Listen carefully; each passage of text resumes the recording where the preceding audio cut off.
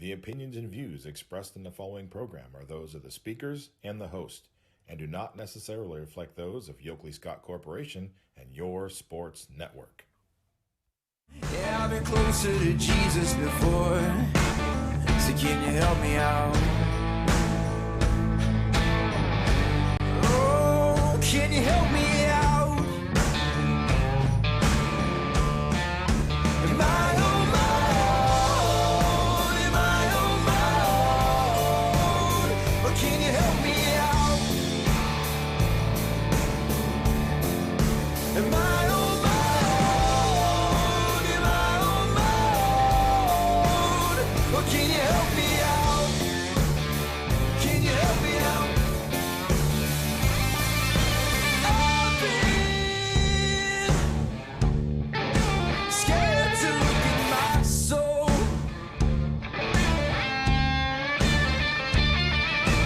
I've been afraid I would follow alone. Yeah, afraid of the things I've been told. Welcome in to a Monday edition of Running Point, presented by Greenwood Chevrolet on Mahoning Avenue in Austintown. Ron Potesta with you, alongside Anthony Hartwig, decked out in Seattle Mariners gear. Are you doing this because you wanted to get my attention? No, come on, Ron. You know that I love jerseys. Okay. I've been in many of teams' Who attires. This do you have over is there? King Felix, you know. Okay.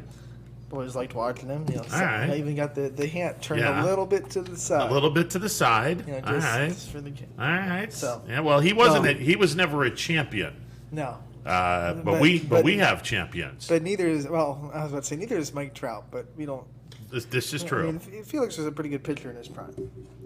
He kind of, I felt like he kind of went longer than he should have, because there were some years there where it was like, Felix, I love you, buddy, but Yeah. you don't have it anymore. Yeah, gotcha on that one.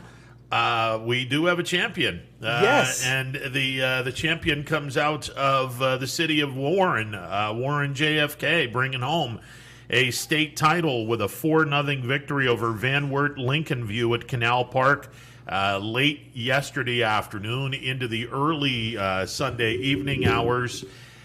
For this area, this is the third state championship won by this area in the last 9 years. Warren JFK joined South Range and Champion as the three teams that have brought home hardware in the last 9 years. And interestingly enough, there are 6 teams that have been to the state finals, and 3 of them have brought home the hardware. So we're 3-3 in the state championship game. And Warren JFK, a team that only loses one player off of their roster. Now, he's a pretty important player, but they only lose one player off their roster. I'm not going to say they're going to be coming back next year, but I would say that Warren JFK will be a favorite to do some serious damage in the 2022 baseball tournament. What this team did, it's hard to put into word. I mean, they had 11 people on the roster, just 11. That was plenty enough. Yeah, And a first-year head coach. not too shabby. They put it together, and even though they only had 11 kids, there was never like it wasn't a one-person show. I mean, if it would have been, then they wouldn't have won a state championship, because Cam threw the semifinal and Gavin Trum one-upped him and pitched lights out in the state final. I mean, it's because it's a total team effort, and they get something out of everyone that gets on that field. And it's amazing that they do that with 11 kids and a first-year head coach, and it's been wonderful to watch, and we are so happy that they got to raise the trophy and bring it back. And what I really liked is they got to ring that victory bell back in Warren.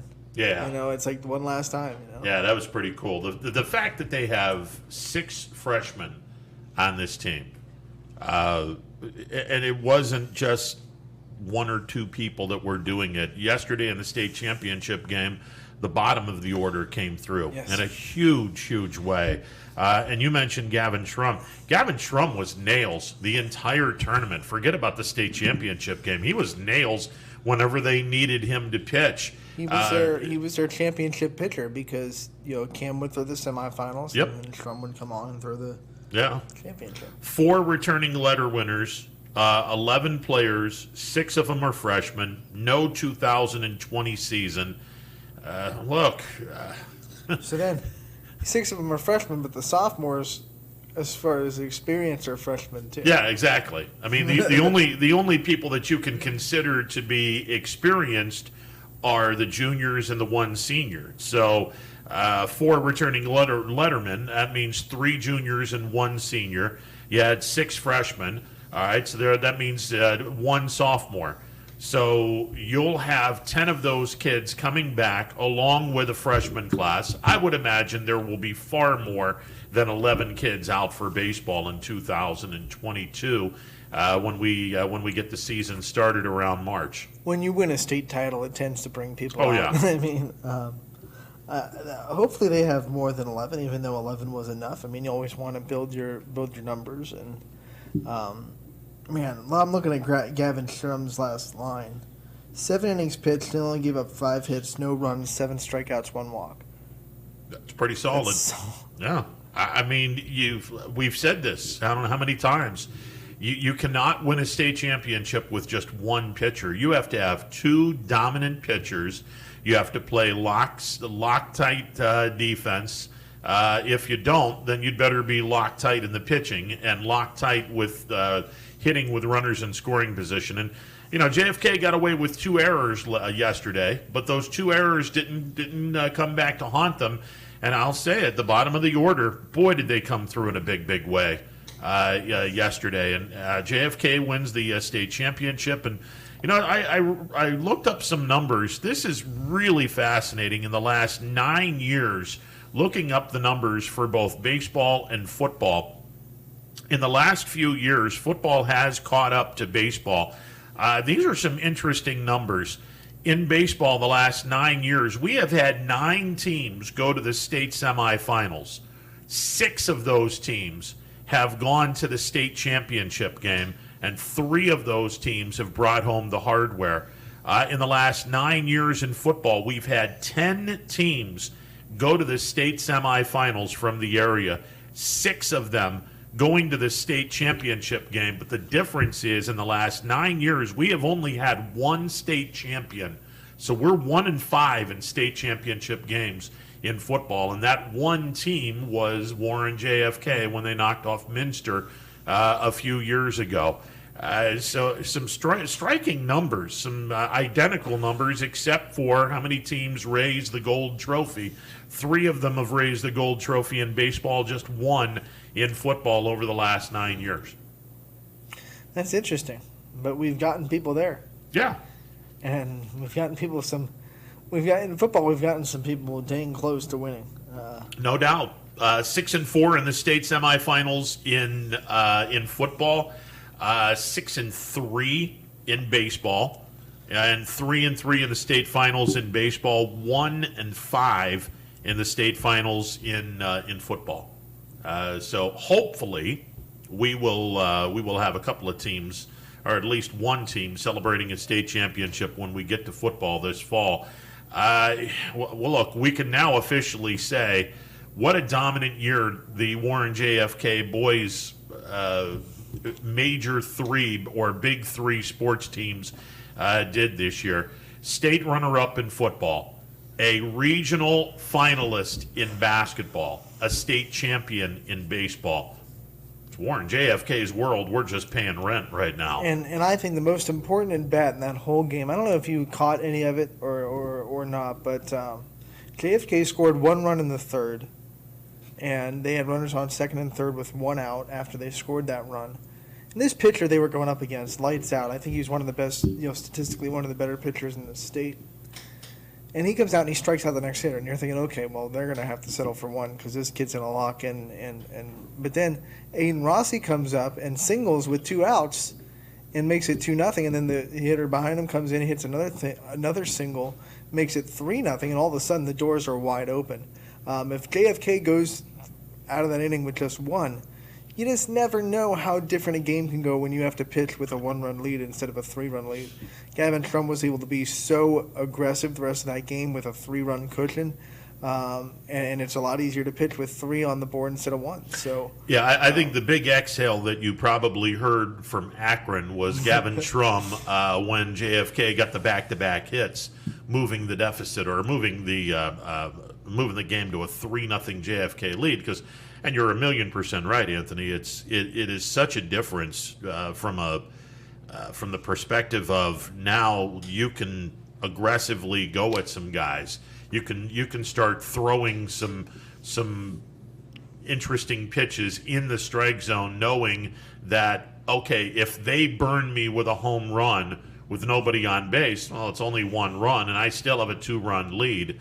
It's a whole lot easier to pitch with a 3-run lead than it is with a 1-run lead. I mean, someone could look at that and say, well, they only needed the 1 run, so I mean, who cares? But like, you pitch so much differently when you have a 3-run lead than you. Oh, absolutely. I mean, you have to be a little bit more careful. You're going to work the zone a little bit more. I mean, when you're a 3-run lead, you're going right after hitters, no doubt about it. And I love the 7th inning because the whole adage is the last out is the hardest to get. And Strum came in the 7th, and it was just like, boom, boom, boom. We're getting out of here. We're done. I'm not messing around. I think he threw 7 straight strikes to start the 7th, struck out the first 2 in 6 pitches. There you go. And then got the last hitter to pop out. So, I mean, wasn't messing around. I believe it was an 8-pitch 7th. Didn't give Lincoln View any kind of daylight or hope in the 7th inning at all. So I was really impressed, especially with the 7th. And then, how about talking about having to wait 2 extra hours to play? Yeah, thanks That's got to be hard on the warm-ups. Thanks in large part to Hoban's extra inning victory, and then Mother Nature decided to put on a light show. Right. I mean, that game was scheduled, I think, to start at 4 originally, and it didn't start till I think like 6:05. Yeah, it was. It was an interesting wait for sure. And again, the Hoban game was exciting as hell. Their manager got thrown out of the game in the 9th inning for an interesting call. Some judgment calls. Yeah, there were some interesting calls in that game. They wind up winning the game in 10 innings. So you figure this probably was a great thing for JFK, because when you think about it, if Hoban's game goes 7 innings, they start this game, then they get a rain delay. Ooh. What happens? Does Strum stay in the ball game? Does their pitcher stay in the ball game? A lot of things could have been a whole lot different had Hoban won the game, or had that Division II championship game been a regular 7-inning affair. But because it was an extra inning game, and then Mother Nature put on a light show that forced the delay even further. One can make a really big argument that had the Hoban game been 7 innings, this Division IV game might have had a different ending. It might have looked a lot different. And it might have looked a lot different, absolutely. But congratulations to Jim Simbati. This guy's in his first year. And first-year coaches don't normally win state championships. What a program. I want to do some research and see how many baseball state championships have been by first-year coaches, because I'm guessing the number is pretty low. I would think so. I would definitely think so. But what a year for Warren JFK. Like I said, state runner-ups in football, regional finalists in basketball, and a state championship in baseball. That's ridiculous. Well, we talked about it before last week. Winning kind of trickles down in the programs. And when football goes to the state final and loses, then all of a sudden everyone on that football team understands that standard to get to that point. And the ones that go on to play basketball take that with them and give it to the kids that are just playing basketball. And then you could see the leadership and the standard get raised in that program just because those kids were there. And the same thing happened from basketball to baseball. Yeah, it was definitely interesting, and look, Cam Hollabaugh just completed a brilliant career at Warren JFK. He will take his act now to Walsh College on a dual scholarship where he'll play football in the fall, he'll play baseball in the spring.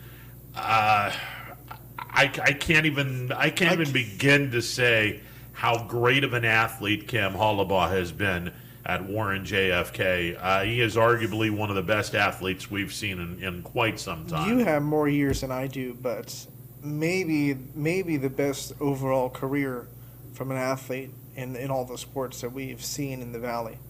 I mean, because we've seen a lot of really good football players, a lot of really good basketball players, but this kid's doing it in football, basketball and baseball, and he's doing it at such an unbelievably high level in all three. Yeah, it's. I have to go way back. Boardman quarterback, who later became a Cleveland Brown quarterback.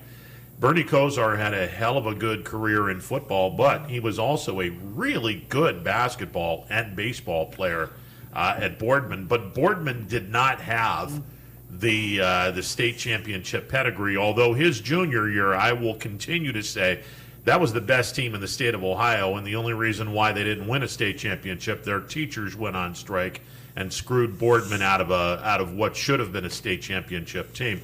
Let's go to Tony real quick. Tony, you're on the MP Vivo Heating and Air Conditioning Hotline. What's going on? Yeah, exciting Saturday. I didn't get to be there, but I really enjoyed the results and watching what happened. Congratulations, Kenzie. And again, they have 6 freshmen on that team. Yeah, 6 freshmen on the team, only 1 senior. Trump's a junior. Yeah, there's only 1 senior on the team, Tony, and it's Cam. So you'll have 10 guys back, and whatever they get from their freshman class, I would assume they'll have a lot more than 11 kids out for baseball next year. Well, the freshmen that are on the roster that are just going to didn't contribute this year will contribute next. They'll grow into the program. So I'll take 3 solid Letterman freshmen over one retiring senior any day. I mean, growth from freshman to sophomore to junior to senior, it's astronomical, the potential. Yeah, this team has it certainly has a very wide window in terms of what they can do state tournament wise in the next 2 or 3 years. Now that the championship's done, I think you can call any Division IV team coach in the area and ask them this question, and I may have talked to some of them. And to a man, I will guarantee you one thing. They will say there was one team they did not want to face in the district or the regional, and that was Warren JFK. No, they're a good team. This is not a surprise to anybody. No, they're a solid team, Tony. I mean, it just, I didn't know if Schrum could hold up in terms of whether or not he was able to pitch that caliber of baseball. And as it turns out, Gavin Schrum was nails the entire tournament, and that's a big reason why JFK is. They have more depth at pitchers. And then, Anthony, you were talking about the quality of the other team's pitcher. They're hindered more by rain delay than Kennedy is if they can't bring their guy back. True. Yeah, it's very true. Look. I mean, a lot of things could have been differently had they not had an extra inning game in front of them. But a lot of like I said, to win a state championship, there's luck involved. Ifs and nuts, my friend. Ifs and nuts. Kennedy won the championship. Yeah, no, but there's a lot of luck involved in winning anything on a state level. You have to have some luck. You have to have some great hitting with runners in scoring position. You have to have solid defense. You have to have great pitching. And JFK had everything. They're a well-deserved champion this Monday. If I could touch on 2 of the other divisions briefly, and I'm going to go to Hoban. And again, I'm not. It goes to your comment you made earlier, winning to get winning. They had a golf state championship in the fall. They had a golf football championship in the fall. This is their 4th. Ohio State has a high school athletic association team championship they've had this year. And people who want to say they recruit and this and that, let me remind you of something. Walsh Jesuit, right up the road, who they compete with boys for, Catholic boys who want to go to Catholic schools, was probably the 2nd best team in Division I, possibly. They definitely made the semifinals. That's pretty darn good, Division I. Canton Central Catholic, didn't they make it to state also, right down the road? Yes, they Massillon, did. Massillon wreaked havoc in their region, didn't they? I believe they did. Yeah. Yeah. So this isn't just a one and out. Baseball in Northeast Ohio, baseball is doing really well, and this area it's doing really well. That Canton Akron area, they're grooming young baseball players very well. And P.S. There was only one kid off the football team playing baseball for Hoban. Yeah, no, the Northeastern Ohio is a hotbed for baseball, and who's the happiest camper right now would be Dan Bertolini, because he can hopefully grab some of those kids and recruit them to Youngstown State. I heard the commitments, my friend, already. And again, just because I know this, Hoban as a freshman is committed to Vanderbilt already. Freshman pitcher. Walsh, one of the Walsh pitchers, their captain was committed to one of the Big Ten schools, maybe I don't know, SEC school, a big Power 5 school.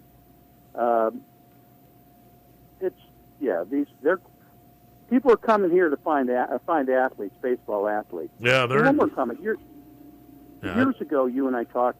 We're talking Little League. And I talked, it was the first year of the USA Bat. Remember USA Bat when they made the transition from that 1.15 standard to USA Bat? And it was a big money grab for these companies. You had to throw your old bats with, whatever. But we were down at the state Little League Championship. It was in North Canton, right next to Walt. It was a beautiful facility. But one of the teams I noticed down there, and this is where I'm going with this. They showed up, and their kids, well-behaved, nice, disciplined kids, they showed up with exclusively wood bats. And the rest of the teams were coming in, and there was an outlaw bat that year, and the officials weren't catching it. And I peeked through a few dugouts, and some of the coaches had snuck the bat in, and they were using it against this team. Well, the team showed up with the wood bats, won the state championship, and that team was New Albany. Yeah. So, and I'm intrigued. I didn't talk to the coach, don't understand why, but I can only imagine at that age. I wonder why they're forcing the kids to use wood bats. And I'm thinking to myself, that's the best time to make those kids use. You know what? If you have a good swing, well-developed swing, and you put a loaded bat in a kid's hand, then he'll be able to drive the home runs, be able to drive the ball deep. But you want the kid to develop a swing, and you're going to teach him to develop that swing with a wood bat.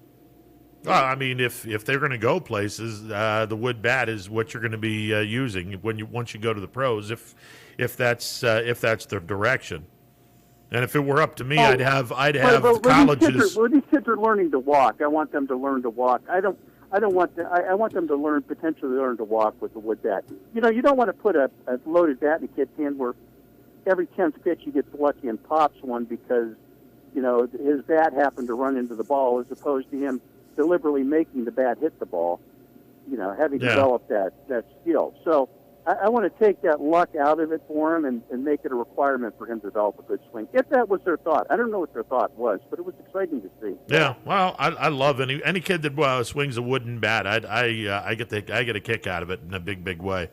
I love wooden bats. I'm betting some of those wood bats were crazy expensive still, though. Oh, sure. Yeah, wooden bats they're not cheap anymore. That's for sure. Okay, well, have a good show, guys. I'm going to run, but good for all these kids, all sports. Talk to you later. All right, Tony. See you. 330-886-0813, the MP Vivo Heating and Air Conditioning Hotline, open for business. So I was thinking when I saw JFK won the state championship, I was thinking, okay, there is a team next year, and I don't ever want anyone to be ahead of themselves, but there is a team next year that could potentially be able to come close to achieving, if not surpass, what Warren JFK has done in this now finished academic calendar year that was 2020-2021, and that would be the Springfield Tigers, because they have a really good football team coming back. They got a really good basketball team coming back, and the Tigers are going to have a really good baseball team as well. So maybe they're on that plane. We'll see. And they would have a first-year head coach in basketball. This is true. So Yeah, this is true. it might mirror JFK's almost identically. Yeah, this is true. So, I mean, it'll be fun. Now we have a summer worth of B League and a summer worth of Scrappers ball before we get into high school football, and that's okay by me because I love my summer. And we'll go from there. But interesting that over the last 9 years, and I have to go by equaling the 9 years, what you would normally go 2012 through 2020 for football, 2013 through 2021 for baseball. The problem is we didn't have baseball in 2020, so we had to move it back to 2012 in order to have 9 years. And the 9-year comparison in this area of Trumbull, Mahoning, and Columbiana counties, 10 teams have gone to the state semifinals in football, 9 have in baseball. Each sport has had 6 state finalists. Baseball has had 3 state championships, one in the last 9 years, where football has had 1 state champion in the last 9 years. So kind of comparable numbers until you get to the state championships.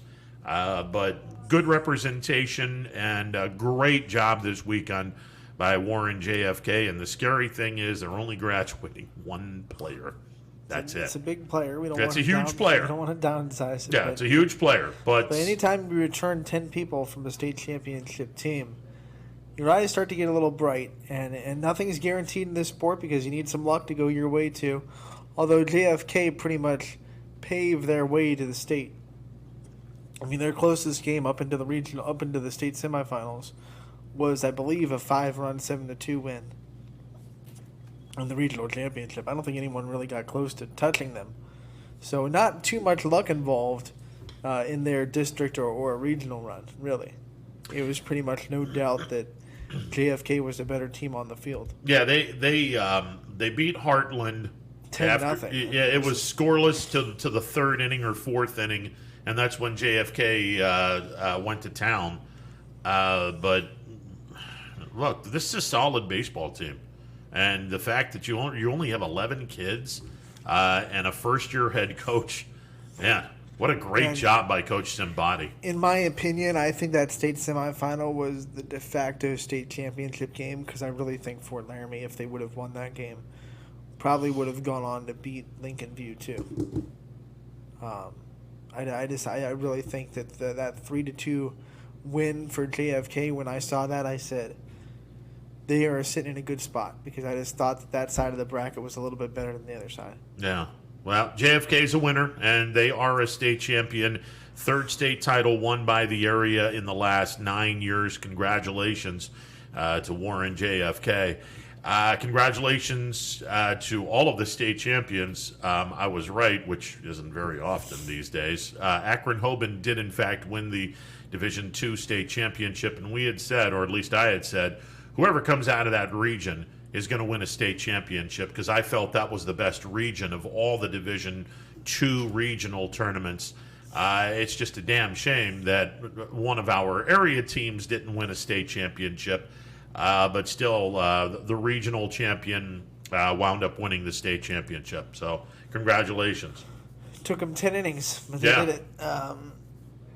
But then, I thought it was a very successful Sunday, especially since the forecast on Saturday said there were going to be storms all up and down Sunday.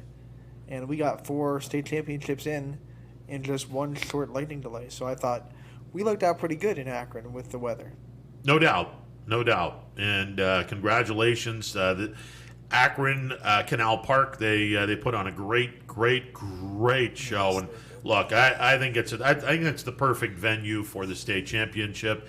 Canal Park is not as big as Huntington, but I think it's a better stadium than Huntington, and I think it's a better area for the state championship. But bigger is not always better in high school State because if the stadium's too big, then you don't really get a big atmosphere because the crowds are so spread apart that you don't really get that huge fan reaction. I could hear the fans in the broadcast for that JFK game. I mean, you were right there with them. I saw post-game interviews and highlights where they were standing. I mean, the atmosphere is a little bit better because the stadium's a little bit smaller, so the fans are obviously more compact and not as spread out. Speaking of perfect facilities for state championship, the OHSAA made the decision today. Dana Balish broke this story about an hour ago. The OHSAA football championship games, they're headed back to Tom Benson Stadium right next door to the Pro Football Hall of Fame in beautiful Canton, Ohio. A job well done by the OHSAA, and we don't say that very often, but they made the right choice here. I don't want to be like the Debbie Downer, but I get the feeling that this wasn't what the OHSAA really wanted to do, but they had such a bad public rep from the expansion of the playoffs and everyone being upset about that they were like, we can't make another mistake that everyone's going to be. I feel like money-wise and deal-wise, they were probably looking at somewhere cheaper. They would have probably loved to go to like Fordo Bets just to save the money from the deal because I think they drop a good dime to be at Tom Benson Stadium. By the way, that's not official. No, it's expected to announce on Wednesday, right. Apparently. That's sources close to 21 Sports saying the announcement is expected on Wednesday. So we're assuming the OHSAA is going to announce midweek the state championship football games are going to return to Tom Benson Hall of Fame Stadium in Let me Canton. tell you, Dana Balish has some really reliable sources, and we're not saying that tongue-in-cheek. I mean, when he puts something out there, he knows that he heard it from very credible people, and I would expect that that announcement on Wednesday is just mirrored of exactly what he's reporting. And by the way, the report goes on. The announcement is expected for a multi-year deal with Tom Benson Hall of Fame Stadium, approximately 3 years. Do you get that sense too, though, that this maybe not wasn't the OHSAA's number one choice? No, I think this is the no-brainer. Well, it is from our standpoint and from our point of view, but I feel like the OHSAA loved last year where they didn't have to pay money to be anywhere. Well, yeah, but that was when we had limited attendance. I think that the common misconception that a lot of people are throwing out there is... Do you think they put more people in Benson than they would have in Paul Brown Stadium? I mean, I know that the capacity is bigger, but there's a cap for how many people are going to go to a state championship game. And Paul Brown Stadium was packed. Well, as packed as it could be, with the low capacity. Yeah, I don't think there's going to be a cap per se. If all 7 games are sold out, that would be great. If all 7 games are sold out. I mean, have they sold out Tom Benson Stadium in the last? I don't think they've sold any game out. Right, in a state championship game at any time in a long, long time. That's what we're talking about. Like the bigger stadium isn't always better. Well, that's not a big stadium. I mean, it's on a high school scale. I mean, it's 20,000 is not that big of a stadium. But it's much bigger than Paul Brown, right? Not really all that much. How much do you think? Maybe 5,000, if that. Okay. I think Paul Brown Stadium is pretty close to 17. Somewhere in that capacity, but I think it's just the perfect place. It is. It's a great place, but maybe I'm just being a little bit. They've never shied away from not doing the right place in years gone by because of money. They stayed at Dayton and I just think that last year they really couldn't afford it per se, and you just go from there. Now, I mean, I'm with you on the whole. We're going to expand this for one round. We came into I started talking about how much money we're talking about. Let's assume for a second that tickets are $12 for a playoff game for the regional. Yeah, I mean, baseball and softball, it was 15 for state per ticket, Okay. 12 for regionals. Okay. So we're talking about top 16. You're going to go 15 games in order to get a in order to get a regional champion. So 15 times 7 is 85. So let's go based upon the regional tournaments. So we got 15 times 4 is 60, times 7 is 420. So 420 at $12 is $5,040.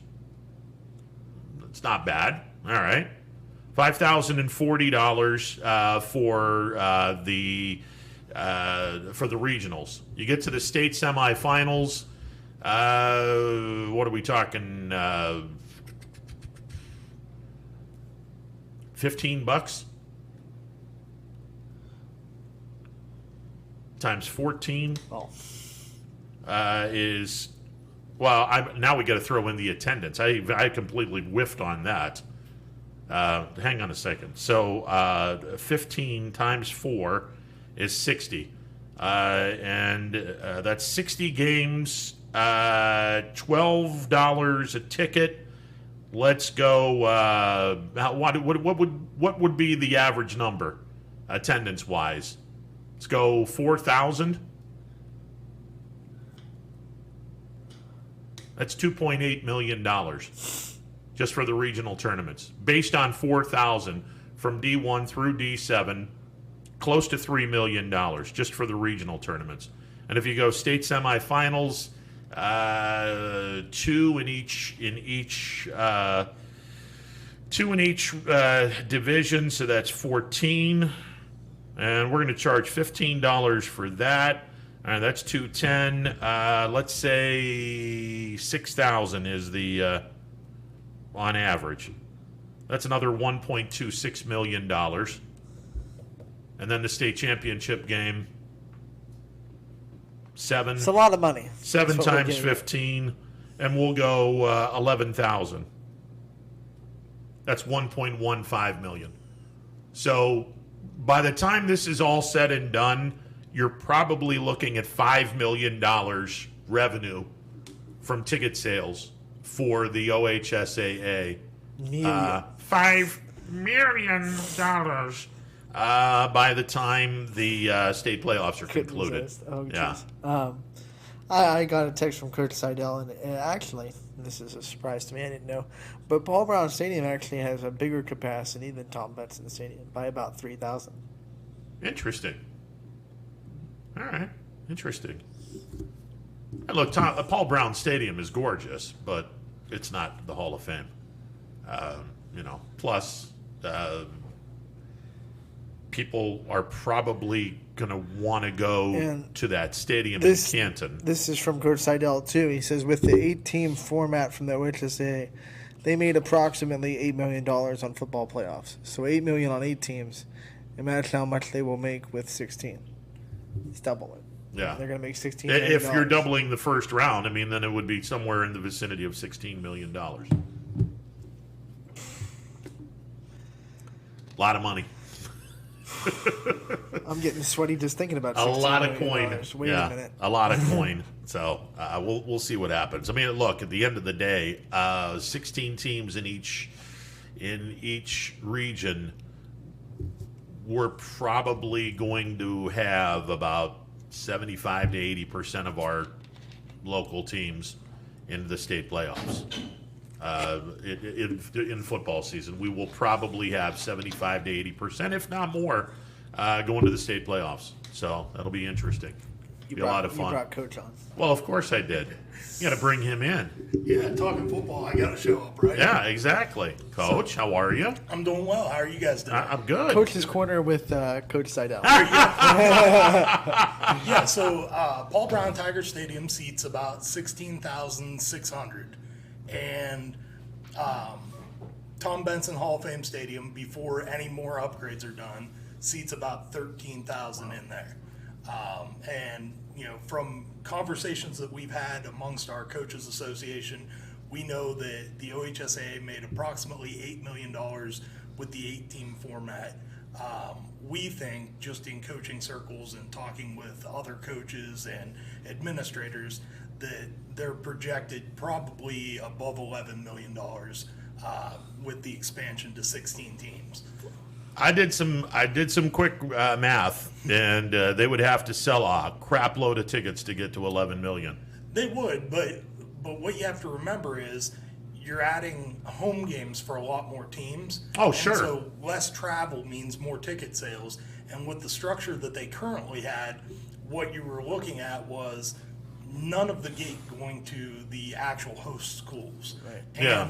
at that point, they're not paying, rentals on facilities or anything like that. That's true, too. As they add more home games through, at least the first 2 rounds. We're hearing possibly even the 3rd round. It's been kind of kicked around back and forth. Look, if I were the OHSAA, I would sit back and go, all right, we're going to have a home game at the higher seed all the way through the regional championship games, and then we'll have the neutral site for a regional championship game, a regional site, or I should say a neutral site for the state semifinals, and then we'll have the state championship game up at Tom Benson Stadium. And truth be told, I mean, I don't know how they do this, but you give or you put back money for the officiating crew. You put back money for the chain gang. You put back money for the public address announcer and the clock operator, and that's it. Well, I think we all know where that kind of money comes from, and that's going to come from these membership dues that they're talking about charging all the schools now. That money is probably going to get set aside for things like that. And at the end of the day, they're still looking at millions upon millions of dollars for a relatively small staff that they have down there at the OHSAA in comparison to like any other major business. Yeah, and I think that the home team, they will get money, but it'll be strictly from concessions, and Yeah, that's it. That's been the conversation is, you're not going to get your gate. You've got the ability to ask for a donation for parking. We've Sure. seen that at places before. It's suggested, but you really feel like you should when you pull up to the gate. But they are talking, you would get your concessions money. For the bigger schools, that makes a big difference. For some of the smaller schools, the concern becomes, will we make enough money on the concessions to cover the cost of turning the electricity on, paying custodians to take care of the facility after the game, all the extra things that come with hosting a playoff game. And I think, as a guy that loves home games, obviously as a coach, I love home games. I'm with you. I'd like to see more home games throughout the playoffs. The concern becomes that you've got some of these schools that have turf and some that don't have turf. Yeah. And as we get later into the season, the wear and tear on some of these fields becomes, pretty bad at some places. I think of a couple of years ago when Southington had to go to Gloucester Trimble or somewhere like that. Sure. And, they said that everything in between the hashes from goal line to goal line was just a mud hole. So you worry about the quality of the playing surface in the playoffs too. Yeah. Now let me ask you, because I've been trying to figure this one out. Is it this year that they go back to counting people again, or is this the second year of the last time they counted? Because they do it every 2 years. Right. Is this the second year? So this is the second year. Okay. However, the new numbers won't come out until next year. Yeah, new numbers come out next year, and that's when you can determine whether or not you move up, Teams move up and a down. division or Right. down a division and whatnot. The other concern, and you brought it up, I mean, obviously, in a perfect world, you would want to have home games all the way to the regional championship.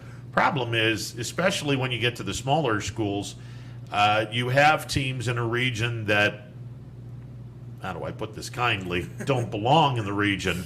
And then you have travel that's just insanely stupid You're right. at that point. And you don't want to punish the teams that are going to have to go up against each other, where one team is going to have to do some serious traveling. But them's the breaks, It's kind of the unfortunately. nature of the beast. Yeah. Yeah. Like this year, Buckeye Central came to Wellsville. That was a pretty. Right. That's a sufficient 200 trip. plus mile run. I mean, or no, it was what was it 150? Like, what are you nuts? They made the trip worth it, though. They upset the. I mean, if you're going to make that trip, you might as well win, right? You're Yeah. right. And you look at, that's not a uniquely football problem. No. Quinn and I were over at Thurman Munson Stadium to do the Fitch versus Massillon game, and the game after that had Willoughby schools were coming down to play in that quote-unquote district. I guess it was a super regional this year. But, travel's always going to be an issue when you get into the playoffs, and I think that's just one of those things that schools have learned over the years that, hey, we're going to have to travel a bit if we're good and we start winning. We have 15 minutes before we get Dana on. Can you stay and talk about the All-Star game I since can, you yeah. are 1-0 as a baseball coach? Yeah, are you officially hanging up the coaching in baseball? I think that's to be determined. But what a great experience that was last night. A lot of stars shining brightly out there on the Scene Park field for the YSN first annual All-Star game. Yeah, the inaugural one, and it's hopefully it's a staple every single year from here on What I out. loved watching on our broadcast, the kids were having fun. They were loving it, but the competitive spirit was still there. Like, you saw kids really upset if they got out, or Yeah. you saw kids trying their best to make really good plays. It wasn't just like going through the motions like you see in some All-Star games. No, you're right. And I think, all the kids really enjoyed their experience, but it was really neat to see kind of the competitive nature come out. Teammates going against each other, Brandon Mikos heckling Trey Pancake a little bit, Pancake giving it back to him a little bit.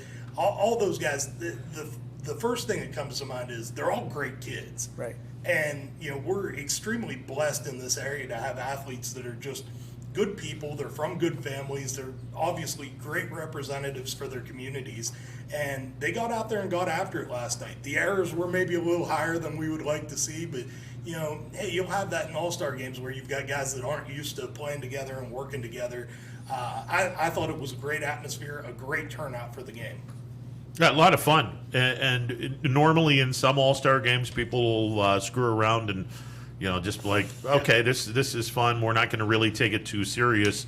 As Anthony was saying, after a couple innings, we're okay. We got a game to win And here. it was a legit game. I mean, it was 3-3 in the seventh. Very was. competitive. It was pitched well. I think there were 4 lead changes throughout Right. the game. It wasn't like a kind blowout. of back and forth a little So- bit, and at the end of the day, it was an opportunity for the kids to showcase themselves Right. and represent their community for the seniors one last time. For the younger guys, it was really cool to see some of the freshmen and sophomores that were in the game get a chance to pick the brains of some of the older guys and just, hey, what do you guys do in this situation? Or what's your approach here? Or, some of the smaller guys saying, man, we don't get to see pitchers with Right. that kind of stuff at our level. And so it's cool to stand in the box and see it. And that's why I love the fact that, like, you had a kid against Heartland Christian Mm-hmm. go up against Vital Cheese, and it's like, hey, This is the different. worlds collide, and you get a chance to pick the brain if they're on your team, and you get a chance to kind of raise your standard and say, hey, why are you pitching this pitch in this situation? Things like that. You're playing against a kid from Canfield if you're down in Division 4. You don't You're right. see that. I gotta ask. Obviously, we had the 2 managers, and they got to pick their kids. Yeah, the draft was cool. Yeah. That was, it it was cool to do it live, too. Yeah, I don't know what a person would or what a kid would be thinking about if they're like, wait a second, I got picked in the 15th, 16th round. Oh, let me show these people what I'm made of here. I'm wondering how many I'm of those sure there kids was a thought little like bit of that. to it, but, Yeah. but for the most part, all the kids that I talked to were just excited to be a part of it. They were excited to be on the field one more time. I know from our dugout standpoint on the Team Munson side, when we found out that JFK had won the state championship, our kids all kind of went nuts, and they were like, man, really happy for JFK. And that's the neat thing about baseball is these guys play summer league together. They all know each other. Right, and I think one of the things that curbed what Ron was talking about, the disappointment of getting picked late in the draft, there was a pool of established players, so we already gave everyone on that list respect of being on the All-YSN team. You're right. So it wasn't like we just, we're picking players out of the blue. We already like propped them up saying these are the teams, and it was kind of just like not a random draw, but it was just kind of drawing players. So it wasn't like a sign of disrespect if you got picked late in the draft, because we were already putting you on the All-YSN team for a reason. You're right. Yeah. Oh, no, but I'm sure there were some kids that were like, okay, I might be on the All-YSN team, but you people are picking me low on this list? No. No, there was definitely some, I want to prove myself out there. And I thought everybody did a great job of representing themselves and their schools in a positive way. I thought one of the really cool things, once I got home, I got a chance to turn on a little bit of the broadcast and just listen in. Richie did a phenomenal job with Jake up in the booth and bringing players in and out. That's one of those all-star game things that you get an opportunity to hear from some of these kids that you don't normally get a chance to get, Lane Rhodes and a Trey Pancake in the booth and ask them some questions. To hear Jake interviewing Trey as teammates, that was really cool for me. Yeah, it just capped off a really cool season. And like I said, the last 9 years, baseball and football have been real similar. A lot of representation in the state semifinals, the exact number of teams in a state championship format. We've had 3 state titles, 1 in baseball, 1 in football. Some interesting numbers. And don't forget, there's still, I think you guys mentioned it about JFK. They lose Cam, which is a big loss. Yeah. But the rest of that team is back next year, and you look at a Camfield that brings a ton back next year. There's just next year's going to be a banner year again for the area in baseball. I think that there is the possibility of having multiple state titles next year in baseball. I think there's that shot for sure. Yeah. And getting to know the players, and this is one of the unique opportunities that YSN kind of offers, is you get to follow these teams throughout the year. And what an opportunity for fans, and even just casual fans, to kind of tune in and jump around from game to game and get to see some of the talent that's in this area, because it hasn't necessarily been showcased like this before. We close the book on baseball, and we'll wait about a month or so before for you, it's not even a month. It's probably more like days before we get football started. What's happening in Sebring? Yeah, so we're rolling right along. I'm incredibly lucky and blessed to have a tremendous strength coach and a young man by the name of Dalton Smith, 21-year-old guy that played for our program.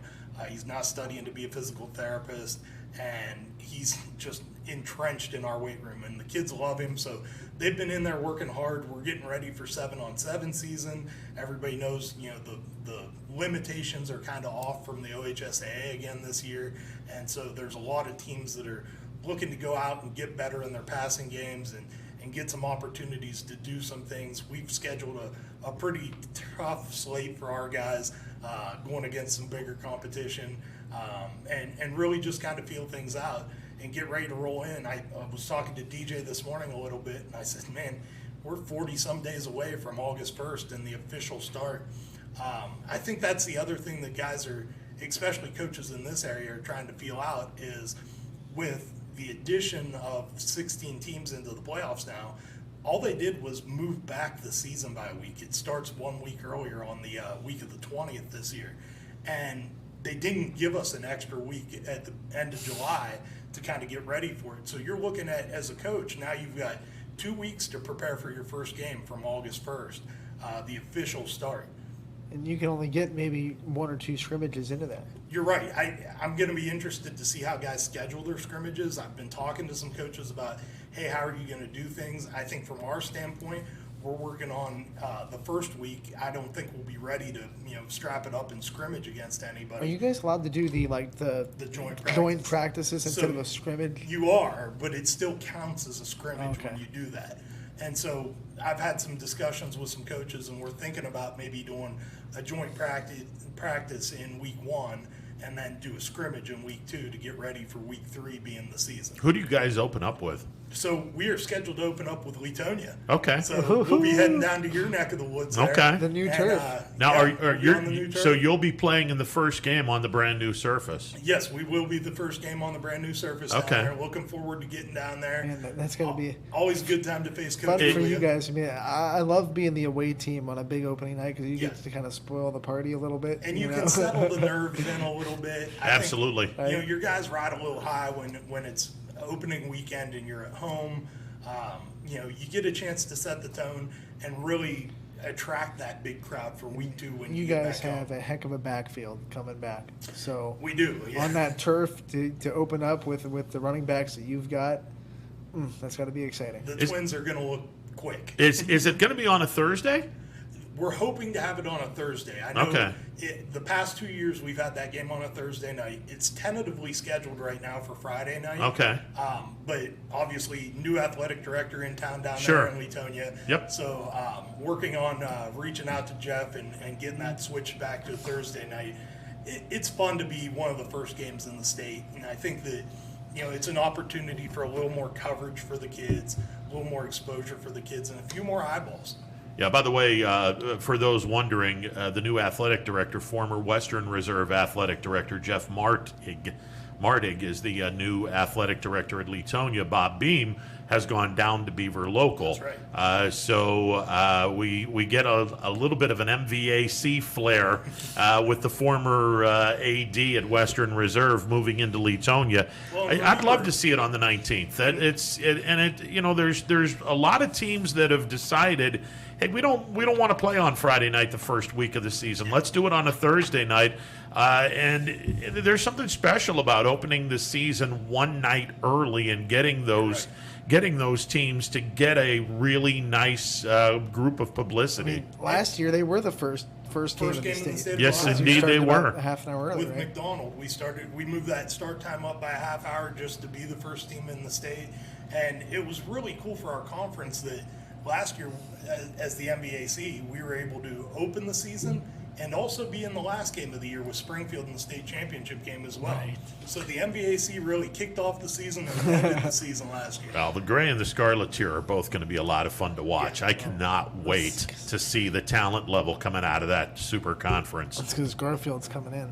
Yeah, that's right. Oh. And really, the entire area next year is going to be a lot of fun to watch. Yeah. I know, I'm looking forward to, even as a coach, being able to get on after games and pick up on some of the YSN coverage and check out some of the schools and some of the really great, talented athletes that we have coming through the area. Let me ask you, doing a game on Thursday, Yeah. does that give you an opportunity to go to the week 2 opponent on Friday and say, I get to scout you?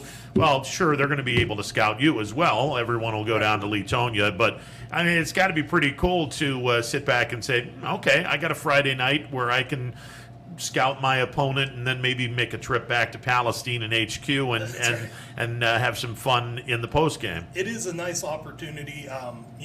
We've done that in the past. Obviously, last year we were limited and unable to do that because of the ticketing restrictions with COVID. But it's nice to be able to know that you've got the first one under your belt, and on Friday night you can go check out a couple of teams. You We know where a usually- great place is to scout? right here at Audible YSN. Call. Yeah, absolutely. Audible Call's a fantastic spot. I know a couple times last year when we had those off night games, I'd be in a stadium somewhere and also have my phone on and checking Right. it out, or even buying a game and tuning into YSN to check out all the coverage. 9 weeks from Thursday, by the way, is when the season starts. You're making me nervous already. I'm ready to get Coach is there. sitting there but like, it's that good butterflies. Yeah, Coach, best of luck to you, and hopefully it's a injury-free summer for Sebring. Thanks, Are the guys. numbers up? The numbers are up, yeah, Good. definitely up. I think there's an excitement in Sebring about football that hasn't been there in a couple of years. Scott Springer and Jay Brophy did a tremendous job of kind of getting that ball rolling in the right direction again. Had a minor setback of a couple of years, and I think we're on the right track now. Good. Look forward to hearing Sebring football soon. Thanks, guys. All right, see you. All right, Coach Seidel making way for Dana Balish, who's coming up next. Stick around. It's a Monday edition of Running Point on ysnlive.com. At Greenwood Chevrolet, we go the extra mile for you. by finding you the right vehicle at the right price. And by being with you for every mile of your journey. Visit greenwoodchevrolet.com and tell us how we can go the extra mile for you. New things happen all day. Some are good, some not so good. In today's complicated world, while you're busy working, playing, and living life, we're busy helping you make sense of the day's news. And there's only one place where it comes together with clarity, context, and accountability. It's 21 News at 6 with me, Madison Tromler, and Derek Steyer. 21 News at 6. It's what the day's news really means to you. Welcome home to a home made homier with Baird Brothers Fine Hardwoods. Inspiration starts at BairdBrothers.com and is turned into reality when high-quality hardwoods are delivered right to your home. Baird Brothers has the latest design trends, shiplap and skinny lap interior siding, antique oak rustic flooring, and, well, you'll find them all at BairdBrothers.com. Ordered easily, delivered conveniently, enjoyed comfortably. BairdBrothers.com. WRS Wealth Advisors, the area's premier wealth and retirement specialists. Located on South Avenue in Boardman. Hi, this is Jim Myers with Myers Family Insurance, your local Medicare and retirement resource. We're excited to have sports back. Whether you're on the field or cheering from the stands, sports unifies communities and brings hope for the future. We're all one team working together. At Myers Family Insurance, we know the importance of a great team. Our team continues to grow to help you with your Medicare and retirement needs. The annual election period is October 15th through December 7th. Now's the time to make sure your plan continues to meet your needs for the upcoming year. Call today. Hi, I'm Colin Chupa. And I'm Kelsey Clem from K-Squared Marketing. Our boutique marketing firm specializes in media planning and buying, public relations, event marketing strategies, and strategic sponsorships. We can integrate our services with your existing game plan, or we can be your entire marketing team. Your goals, our game plan. Let's win together. Call K-Squared Marketing at 330-623-2730 or visit ksquared.marketing to learn more. At Hubbard Chevrolet, Hubbard can help you get the financing you need regardless of your situation. I'm Tony Page, and I've helped thousands of customers in Northeast Ohio and Western Pennsylvania buy a vehicle. Bad credit, no problem. I can get you approved for a low-interest loan and maybe even a low-payment lease on a new car at the #1 Chevy dealership in Trumbull County for 3 years in a row. Visit HubbardChevy.com to get pre-approved or come see me, Tony Page, to get a new vehicle today. Remember, folks, Hubbard can help. Welcome back to a Monday edition of Running Point, presented by Greenwood Chevrolet on Mahoning Avenue in Austintown. Ron Potesta with you alongside Anthony Hartwig. Let's go to the MP Vivo Heating and Air Conditioning Hotline, where we find 21 Sports Director Dana Balish. Dana, how are you today, sir? Doing well, Ron. Yourself? Cannot complain. All right, so yesterday the area gets their third state champion in baseball in the last 9 years as Warren JFK goes the distance. A 4-0 victory over Van Wert Lincoln View with a team that has just one senior on their club. Now, that senior happens to be one of the best D4 athletes I've ever seen in Cam Hollabaugh, but obviously a team that has everyone back except for Cam. This could be the beginning of something pretty darn special at Warren JFK. Well, and again, Ron, I mean, this is a team that had, I think 5 freshmen, and I don't know, I think 3 of them played. And it's with baseball. You got 2 good pitchers because on these back-to-back days and you get timely hitting, that's exactly what happened to JFK yesterday. I mean, Morrow had, a couple of RBIs with 2 key hits. It was the guys in the lower part of the order that really came alive for JFK, and, it was one of those storybook endings, playing good at the right time. 2 shutouts in the tournament, when the sectional, or actually 3 when the sectional started. So, when you get solid pitching, good things are going to happen, and that certainly was the case for JFK. Again, you got to keep in mind only 11 players on this team. Yeah, 11 players and a first-year head coach. Talk about, I'm sure you've had a couple of conversations with him. Talk about what it's been like to have, not just the 11 players on the roster, but a first-year head coach do what he did at JFK.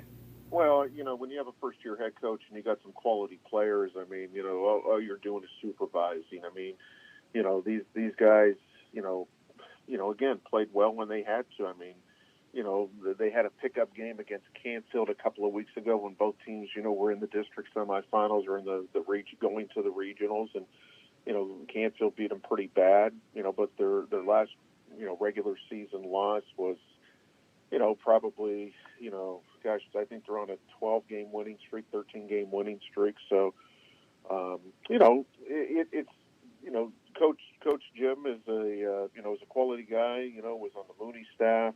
So this is no stranger to him.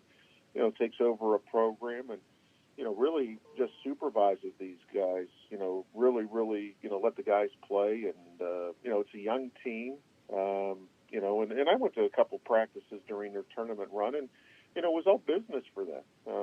They set this goal, as a lot of teams said, and they felt they had a good shot as anybody else, and certainly they proved that yesterday. So you're right; it could be the start of something. I mean, if you look at what the champion softball team did when they were very young, they were able to do special things, and it's different games and different personnel and that sort of thing. But certainly, they have all the makings to, really put, the JFK baseball program, if it isn't already, on the map. I mean, this is a group that's scrappy.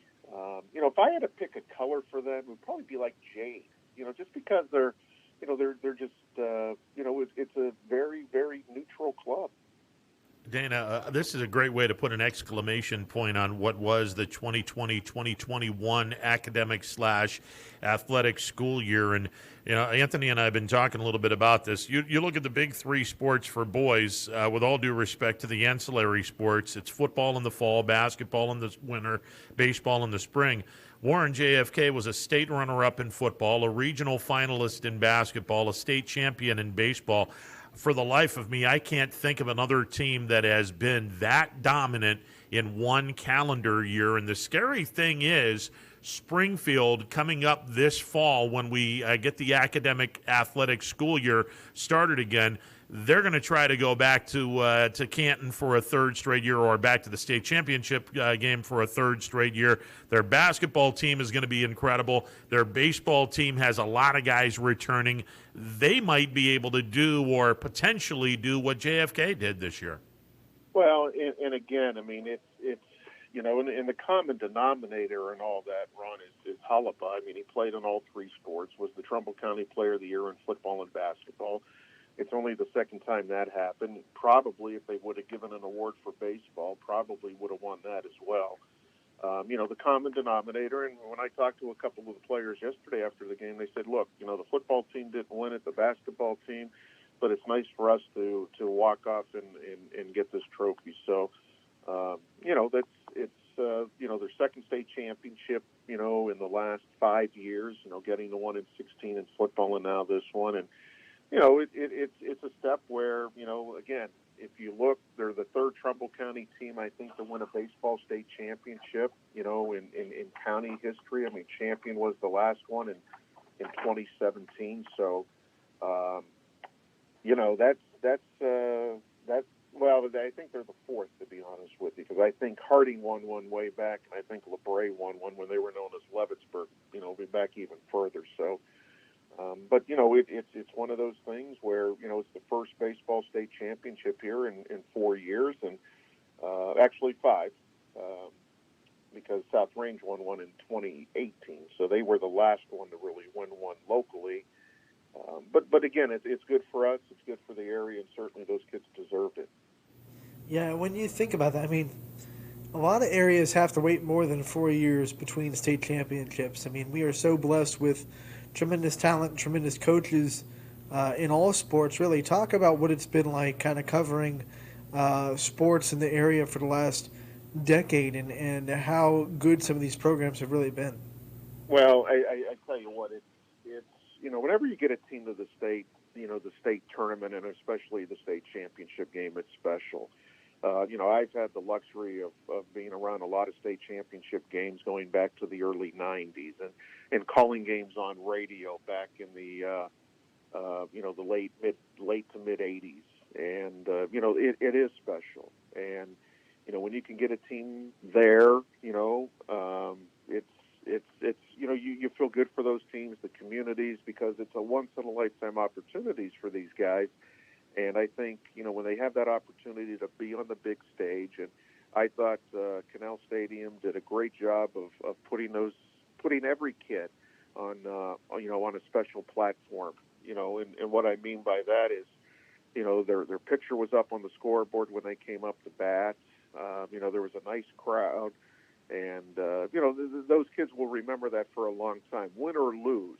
They're going to remember that. And I think all the games, in the finals yesterday were pretty good games. I was able to see the end of the Hoban game, where they won in extra innings, and the game after the JFK game started at 9:10. That was New Albany and Cincinnati Elder, and they had a nice crowd there because that was the D1 schools. But yeah, I think anytime you get a coach and you get a team, to the state tournament, and especially in the state championship game, it's special.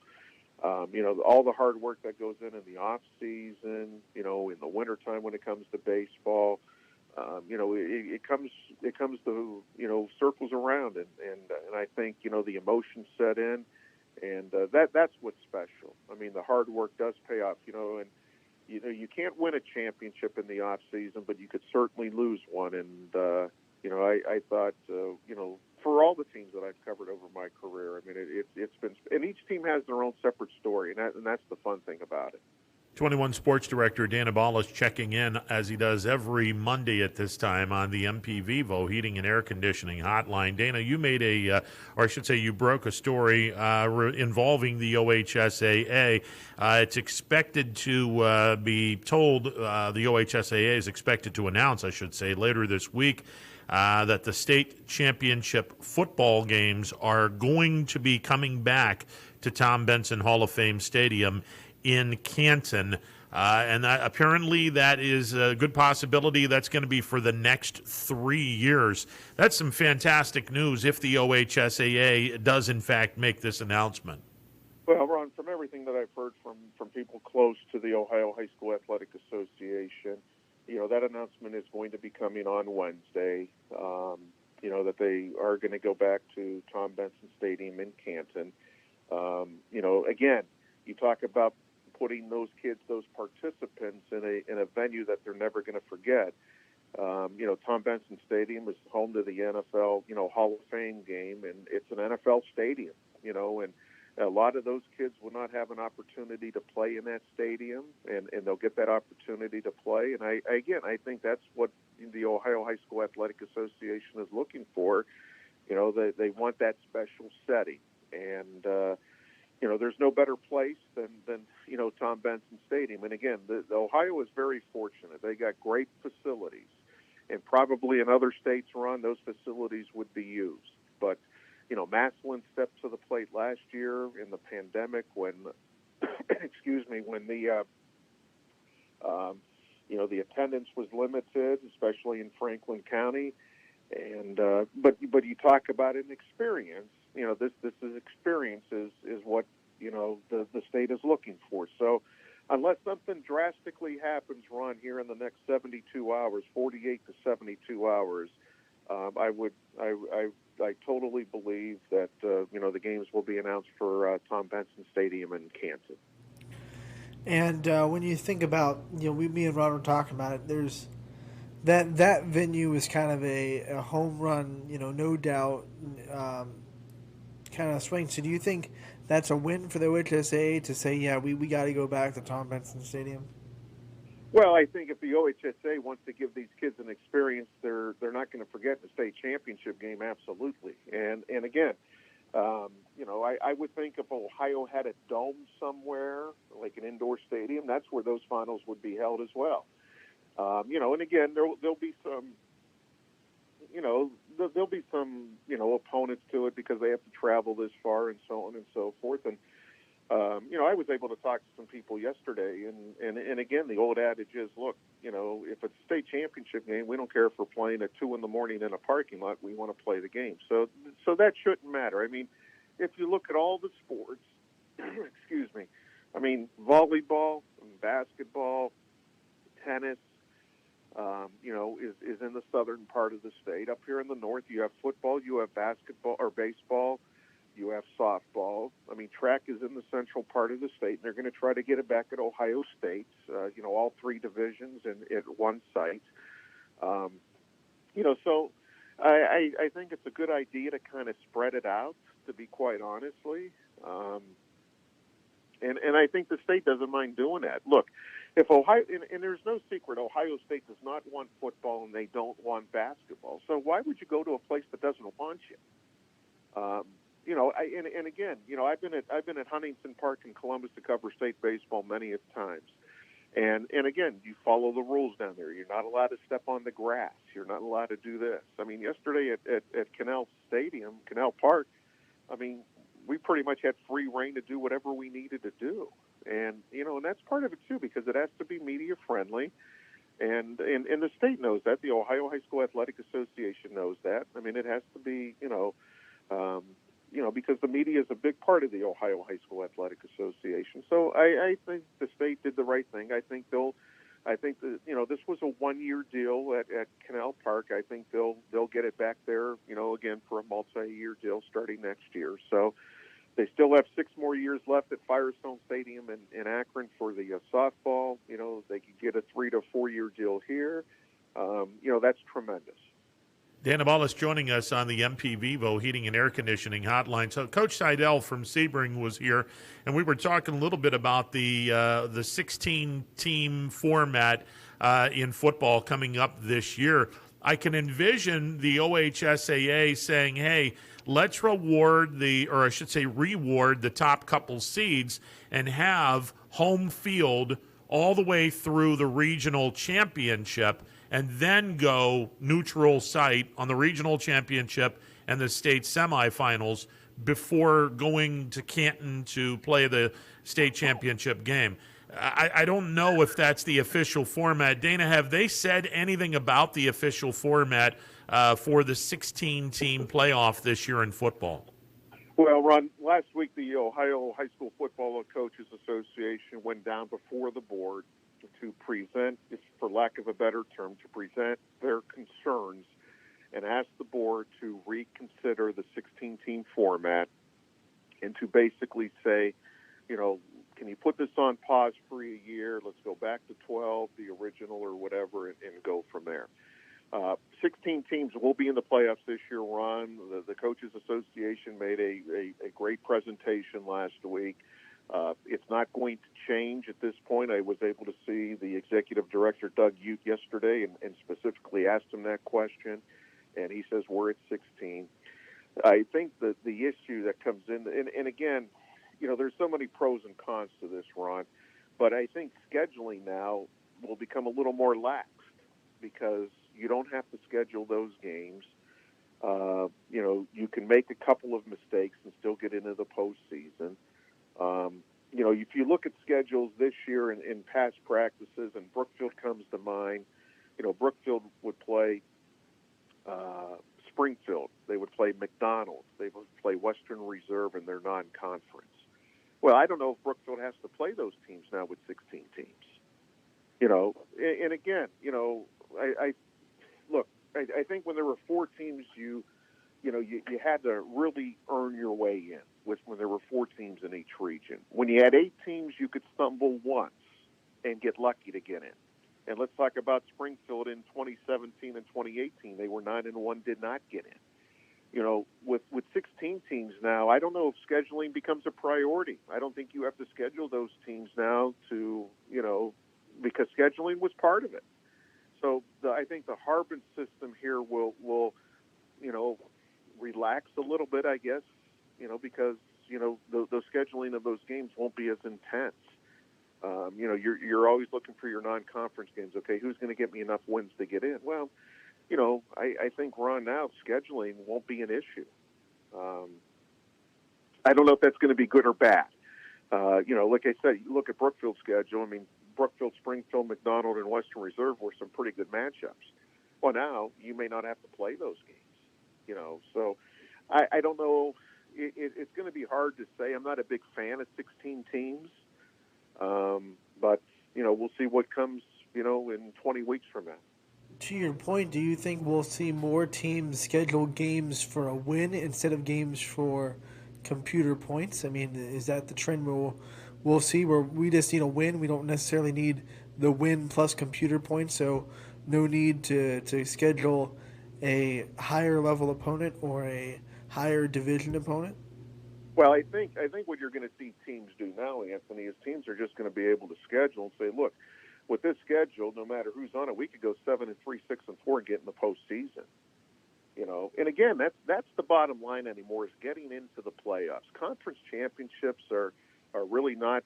I'm not saying they're not important, but in the minds of coaches and athletic directors, it's all about getting into the playoffs. Some of your old-time coaches still say our goal is to win a league championship and move on, but majority of coaches now say, look, we want to get into the playoffs, and when we want to see what happens. So, when you have 700 teams or 400 teams in the playoffs now, that's a lot. And I'm old enough to remember when there were only 2 teams that made it. You played your state semifinals. There were 2 weeks of the playoffs. 4 teams were in. You played the state semifinals and moved on. But I think another concern for coaches, and again, I mentioned this to the executive director, is that the season is really starting earlier and earlier. And, with 6 weeks in the playoffs, that's a month and a half of playoffs. Your season starting this year on August 20th. That's really, really early. And for some schools, you're going to have a third of your season in before school even starts. Yeah, that's the scary part. That and the fact that when you have multi-sport athletes, kids, they're going to wind up playing basketball after their football season is over. If we have some large success where some teams make a trip to Canton or make a deep run into the football playoffs, their basketball program is going to basically be without for a couple of weeks. Well, and again, Ron, you look at it this year, okay, and this is an exception because of what happened with the pandemic. I mean, it's June, and June 1st, the schools were allowed to start football practice. I mean, per se, camps and so on and so forth. Not, they could wear helmets, and that started June 1 for some teams. And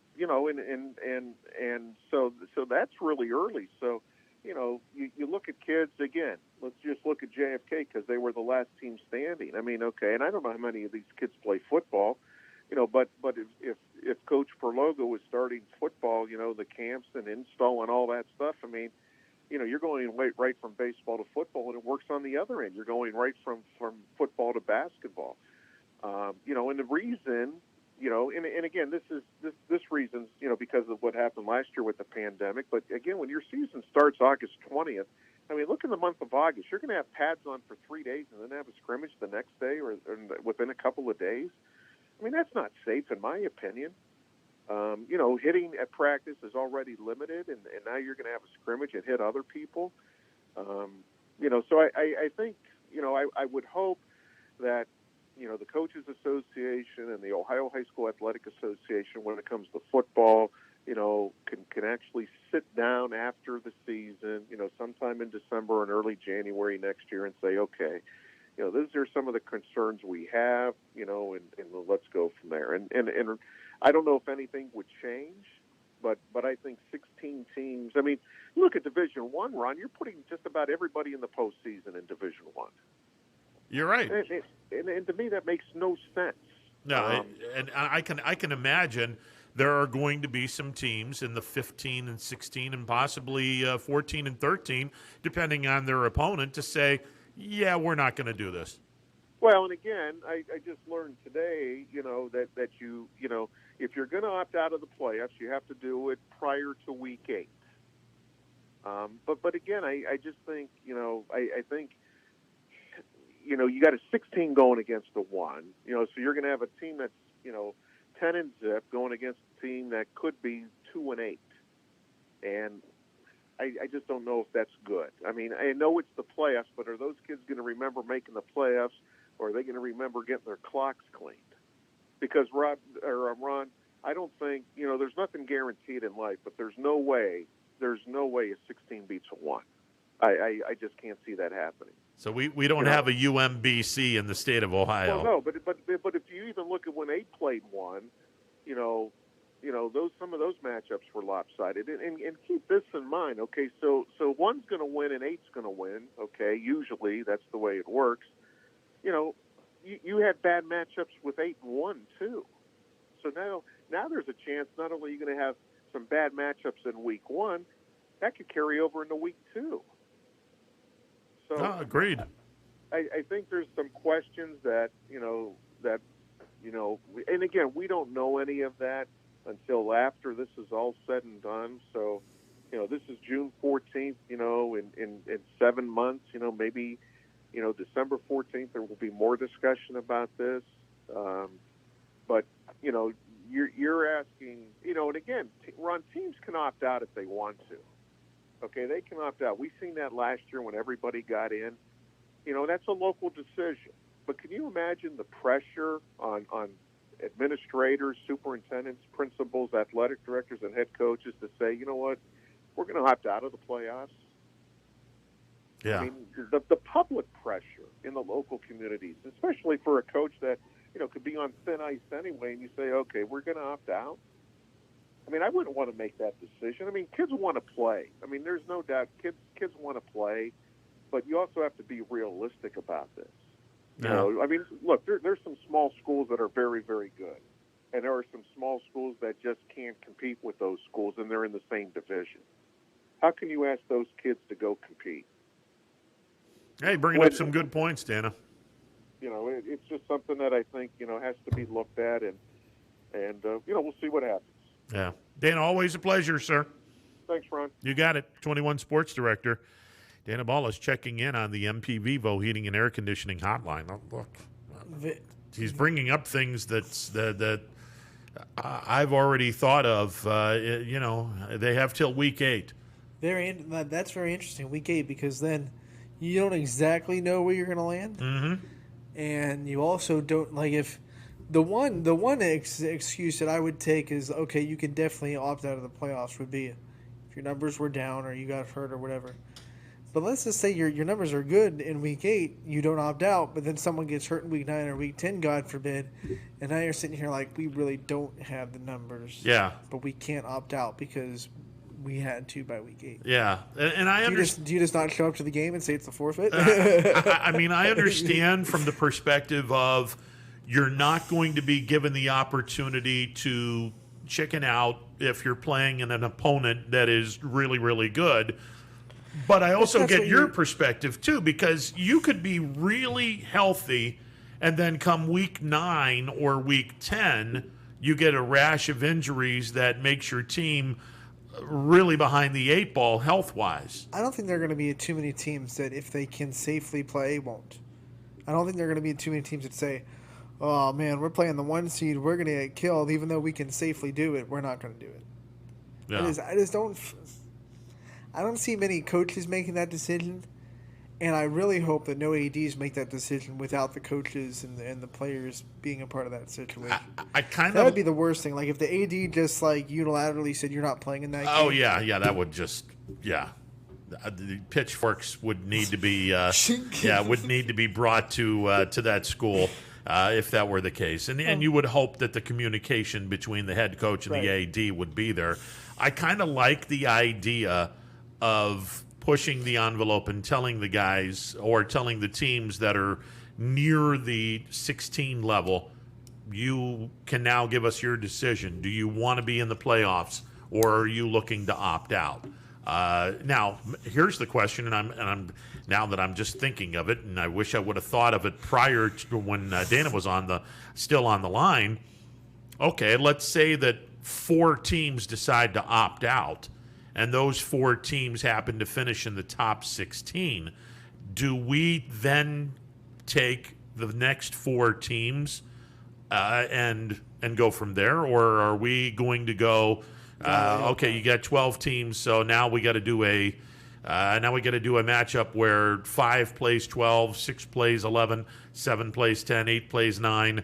And the top 4 teams get a bye. I think if your opponent opts out, just like it would be like last year, if one of your teams got COVID, you would just automatically bump right to the next round. Yeah. I don't think they would take the 17 team and just slide them into the 16 spot and say you're 16 now. You would hope not, but it's the going to 17 be. would be like, I'm out. Yeah. So this is going to be interesting. There's no guarantee that we'll have games. 15 games played in each region. I like the 8 versus 9 matchup all of a sudden because now that 8 seed who is always the heavy underdog and now all of a sudden they're hosting a game where the favorites. How does a team like that switch their mental, attack to a game saying, okay, now we're all of a sudden we're hosting, we're playing a team that is lined up with us.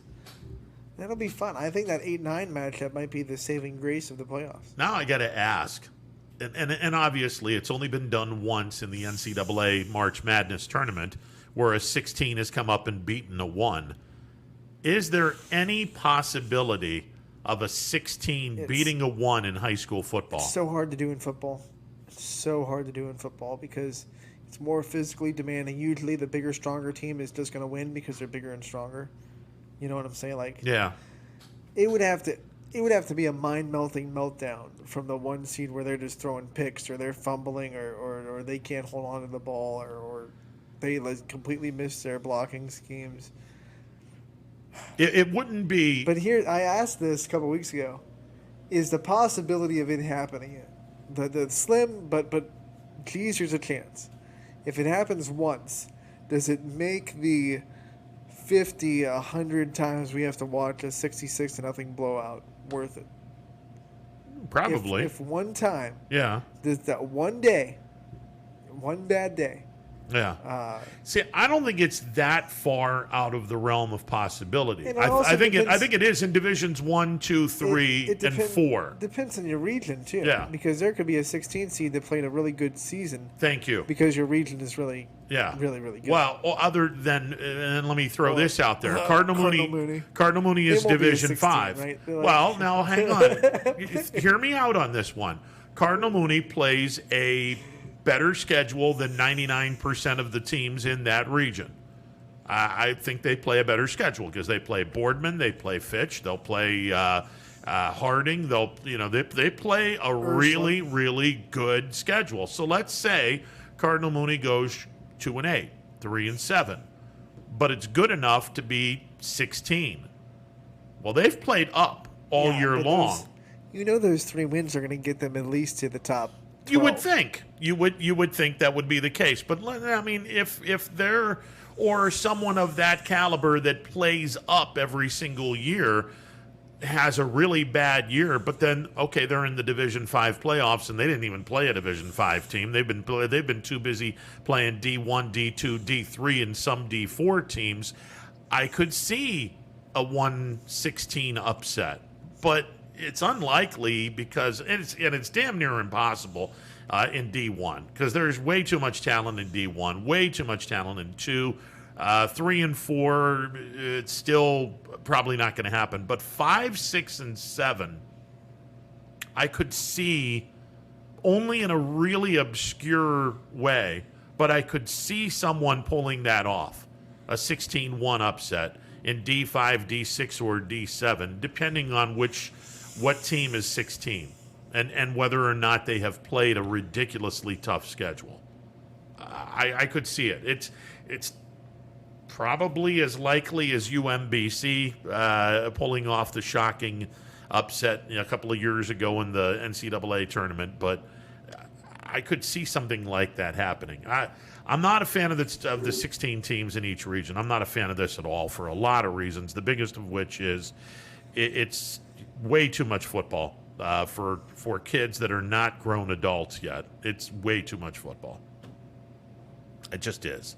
I would, in a perfect world, I'd much rather have them go top 4 and take a step backward instead of these steps up. But we all know it's about the Benjamins, and you don't get as many Benjamins. Remember back when there wasn't even a game. You just had to win the poll, and if you won the poll, you were state champion. Prior to 1972, yeah, those folks in Massillon sure do love their paper championships because they haven't had any since 1972. Maybe one day they will.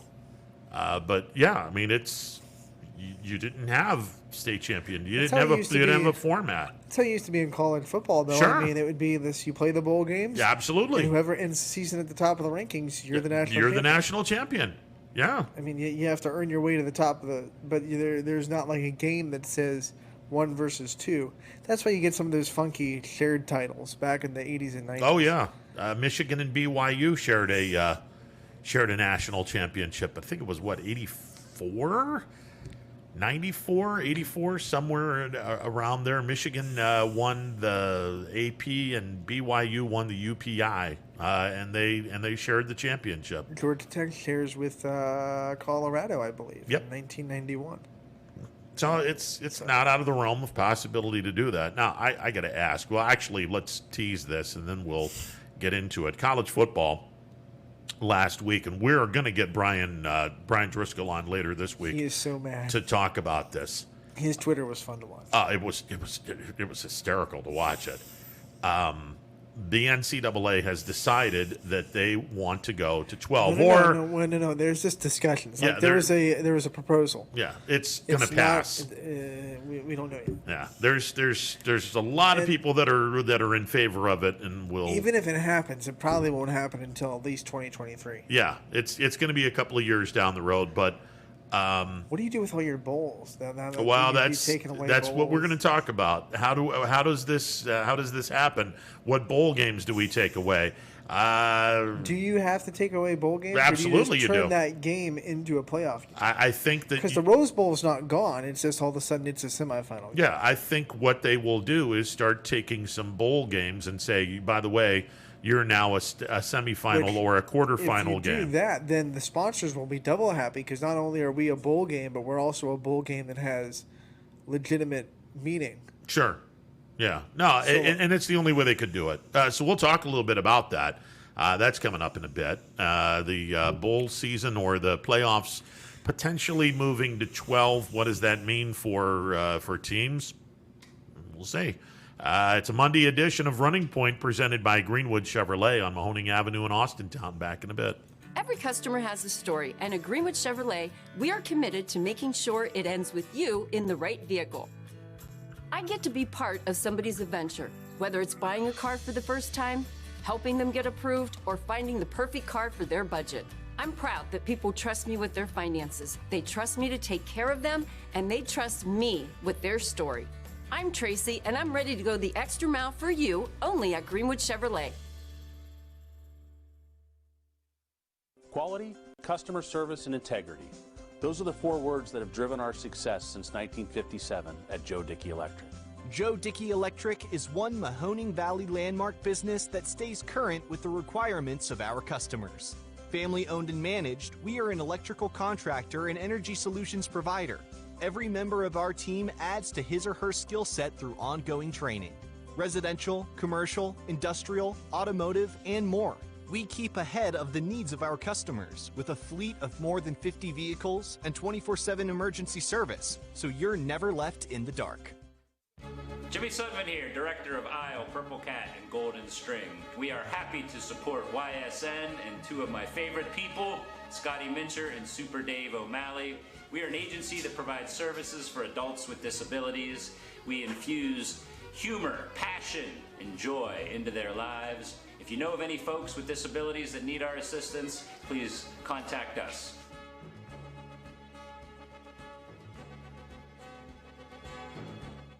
Your teams work hard and give it all they've got. Well, so does ours, because 21 Sports and YSN give you extra effort when covering local sports. 21 Sports and YSN, winning coverage of our Valley's teams.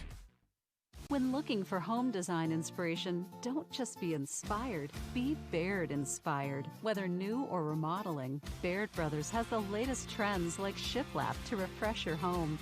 Go from inspiration to installation with our wide selection of in-stock American hardwoods. From the rustic charm of antique oak to the warmth of traditional cherry, Baird Brothers has what you need to make your home inspiring. Baird Brothers, our family's heritage, your family's home. Hello, I'm Greg Burbick with G. Burbick Farms. For the last 100 years, my family has farmed in the Columbiana and Mahoning counties. I began raising cattle in 1996 with the goal of providing a better product for you and your family on the dinner table. Our grass-fed and grain-supplemented Black Angus beef are raised with no hormones, steroids, or antibiotics. We're known for our hometown-friendly service and incredible tasting products. We're locally owned and have customers across the tri-state area. Our products go from our farm to your family. Stop by our farm on New Buffalo Road or visit us on the web at gburbickfarms.com. Don't forget to like us on Facebook. G. Burbick Farms, it just tastes better.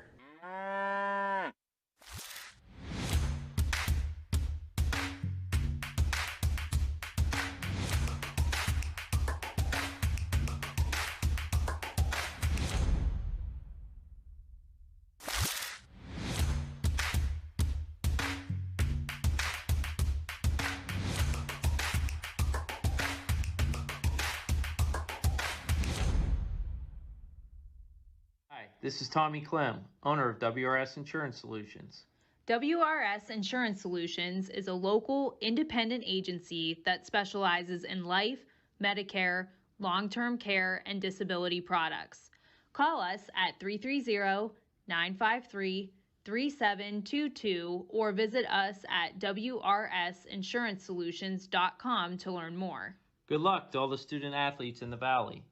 If you're looking for a quality pre-owned vehicle, why shop anywhere else but Tri-State Ford? Choose from our great selection of pre-owned vehicles. Plus, we've got you covered with our exclusive Tri-State Ford Advantage. It includes a 10-year, 200,000-mile warranty with your pre-owned vehicle and much more. Come see why so many customers from the Tri-State area buy their pre-owned vehicle at Tri-State Ford. Customer focus, community driven. Tri-State Ford East Liverpool or visit tristateford.net.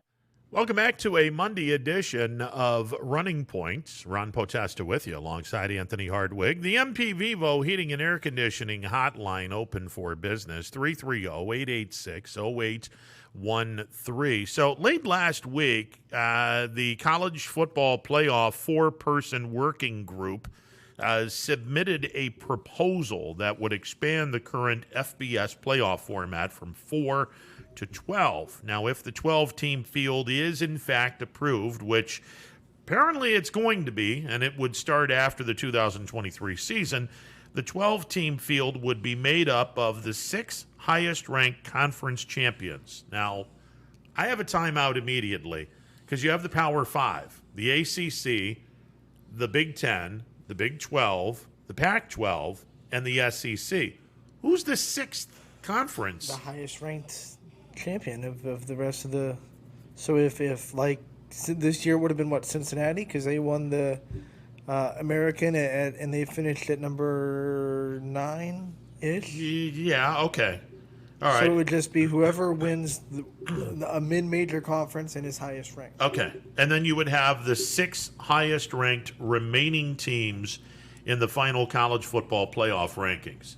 That would equal the 12. In that format, though, what if none of the mid-major conferences had a great year, and the highest-ranked champion outside the Power 5 was like 25 or 24? Then we're going to have... And you're getting 24 in there. Yeah. We're not going to have a very good playoff. The other team that is probably disappointed beyond any question is Notre Dame because, well, they don't have a conference. And you would be... You know what this is for Notre Dame, Ron? Yeah, it's the world's smallest violin. This is a sad song in the world. You know what? Notre Dame will be fine. They're always going to be one of the 6 next teams. You would think so. And hopefully... And if they're not, then hopefully they're in the top 8. If they're not, then get in the ACC and quit crying about it. Yeah, hopefully they would be in the top 8. Sorry. And then that would put them in a quarterfinal game at a campus site because all the quarterfinal games would be in the campus sites. The top 4 teams would have a bye, 5 versus 12, 6 versus 11, 7 versus 10, 8 versus 9. When all those 12 teams get in, do they seed them based on after, 6 champions, 6 left, now that everyone's in, we're going to seed you based on where you're ranked? No, I mean the top 4 teams ranked would have a bye, and then and 5 would play 12, 6 but would play 11. Your 5 would be the next highest ranked team, not Yes. not the fifth conference No, champion. yeah, the 5 would be the next highest. Team, and then 5 through 8 would host the first round games at campus sites. The quarterfinals and the semifinals would be played in bowl games, and the national championship game would continue to be played at a neutral site. This, according to The Athletic, which, by the way, if you have not signed up to get The Athletic, good Lord, is that a great get? It really is. Good stuff. So the first round would be played at the campus site. The first round would be played in the campus site. So quarterfinals are bowl games. yeah, quarters and semis would be bowl games, and then the championship game is what it Also normally at a bowl. is. It's on its own national championship game. It is not a bowl game. No, but it's always at a bowl site, and it rotates. Well, yeah, it's at a bowl site, but it's not a bowl game. Right. It would be either Pasadena, Glendale, Jerry's Joint, or New Orleans. Well, Orange Bowl, right? Don't they go to the Orange Bowl every now and then? Or is it just... I thought it was Orange, Rose, Sugar and Fiesta. Okay, yeah. Then it would be Miami, New Orleans, Glendale, and Pasadena. Right. Would be the national championship sites. Although if Jerry Jones wants to get in and put the national title game at Jerry's place, that wouldn't be a bad thing either. But I'm not a big fan of the 12-team format, simply because 9 times out of 10 there's only 4 teams that actually deserve a shot to win a national championship. In college football, there's parity from 6 to 18, but there's not parity between 4 and 6. Like there are 4 or 5 programs that every year right now are just going to be in the top 4. Alabama, Ohio State, Clemson. It is built for. I mean, like there's not like a cycle where every year could be a new team. And no. It's usually Clemson, Alabama, Ohio State, and then a mixture of Oklahoma and Notre Dame. Yeah, somewhere in that vicinity.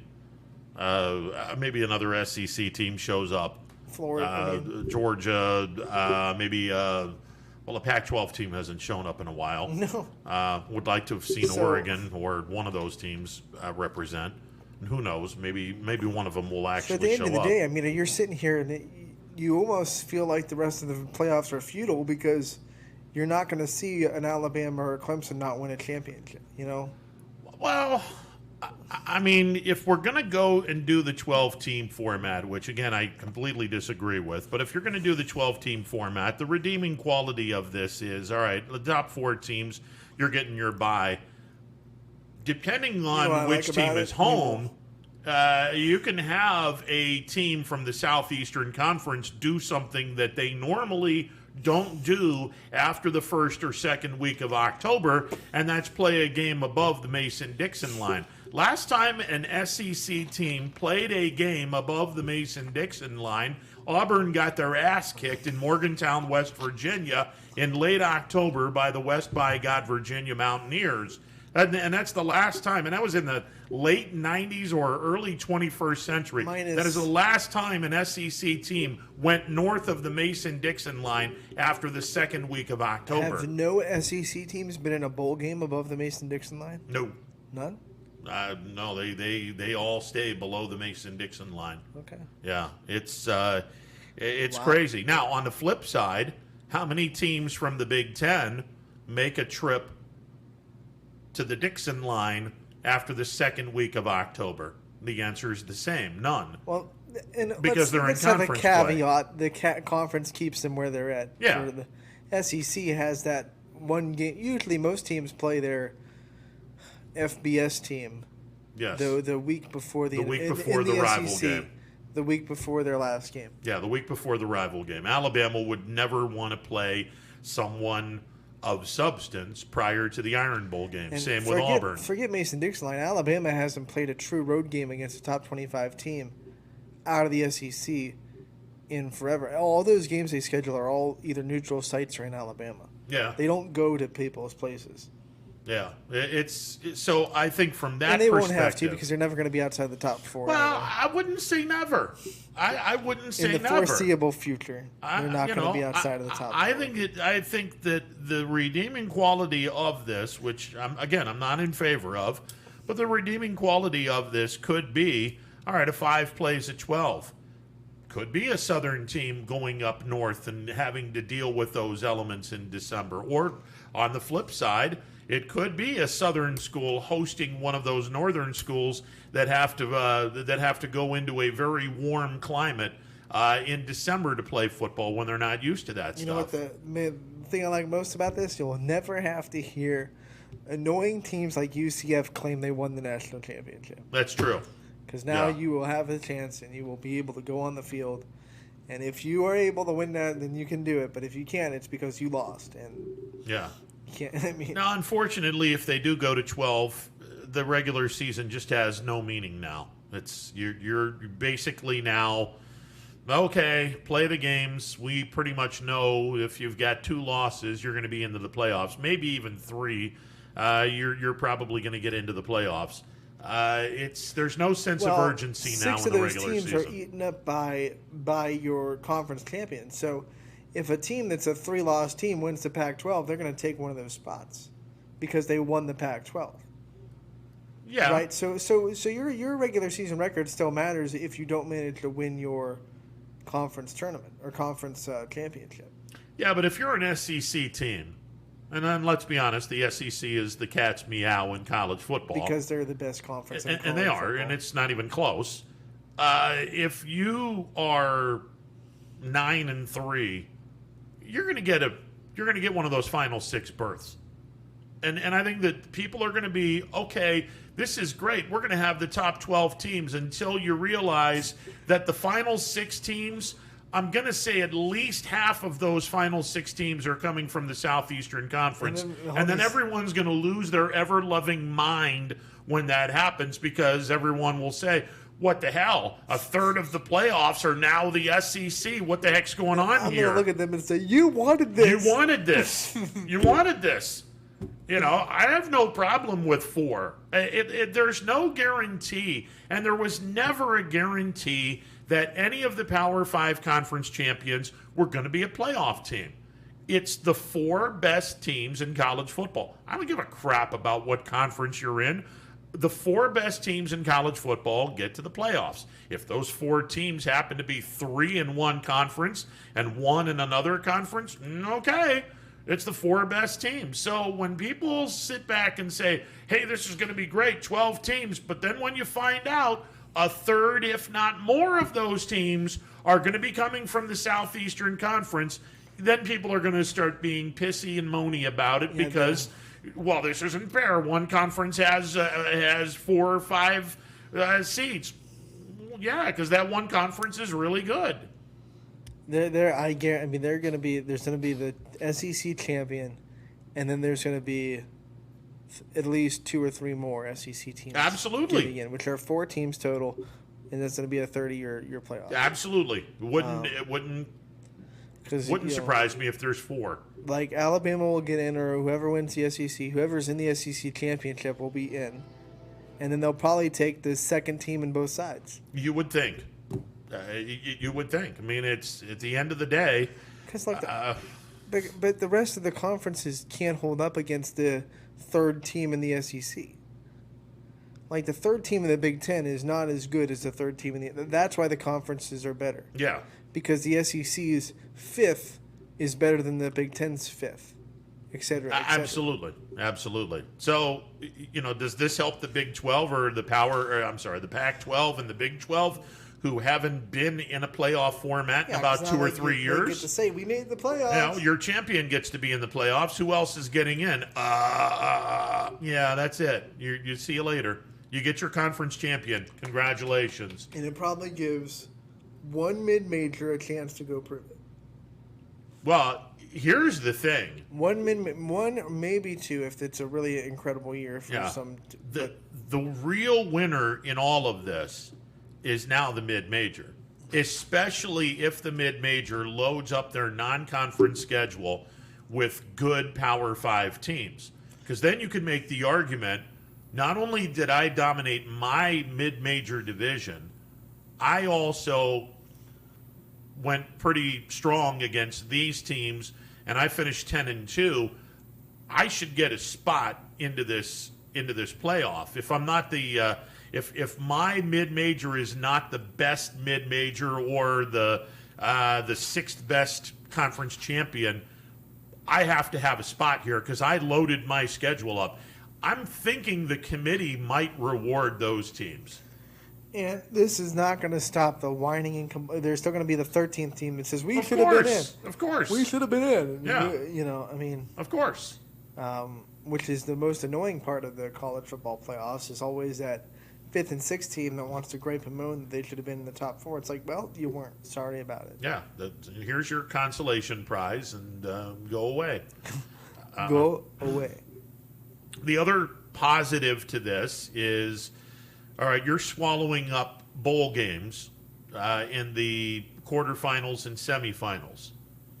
Okay. You know what the other positive of this is? That's the ultimate positive. My name. But swallowing up the quarters and the semifinals, so that's 6 bowl games that have been swallowed up to now include playoff teams.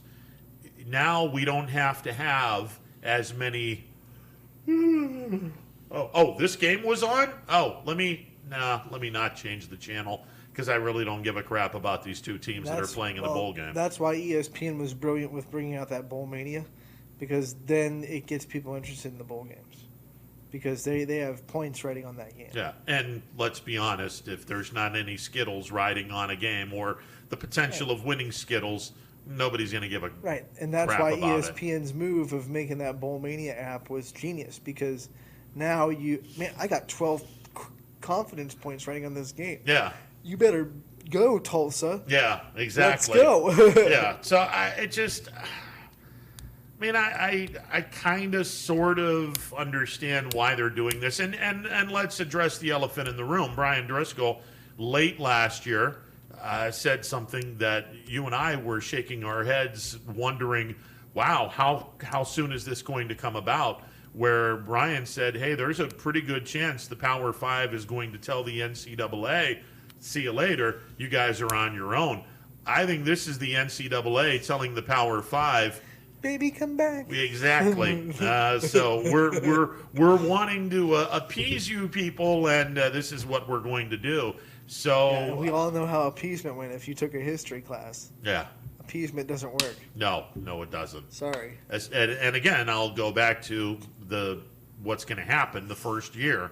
The 6 highest ranked remaining teams in the final college football power rankings. 3 of them are going to be Southeastern Conference teams, and then everyone's going to lose their lunch and lose their ever-loving mind that a third of the 12 teams are now going to be out of the Southeastern Conference. What happens when those SEC teams beat a top 4 team, and all of a sudden the semifinals is SEC versus all SEC? Yeah. I mean, that's when the you-know-what hits the fan. And everyone's going to be like, well, this idea stinks. Now all we got are the top 4 teams are in the same conference. Yeah, well. You wanted this. You wanted it. Because now it's not necessarily the best 4 teams, because if one team has one bad day in that playoff. Exactly. Boop. Exactly. Does that mean they weren't the best team at the end of the regular season? No, it doesn't. It just means they had one bad day. Sorry about it. Yeah. And now you have Auburn versus Alabama and Florida versus Georgia in the college football semifinals. And people are going to lose their ever-loving mind over that. I mean, I don't know if that would be a distinct possibility, but look, if there's 4 teams out of the SEC, it's kind of like the Missouri Valley Football Conference and how dominant they are in the FCS playoffs. The ratings would plummet. Well, they'd be tremendous in the South, but that would be everywhere it. Else except everywhere else, they would be like, I don't want to watch this. Right. I mean, you got to be kidding me with this. Everyone would lose their mind over it, but this is what you wanted. Everyone's been moaning and groaning about 4's not enough. Bullshit, 4's not enough. 4 is the exact, and it's the perfect number. Because 9 times out of 10, only 4 teams have a legitimate beef about going to the playoffs.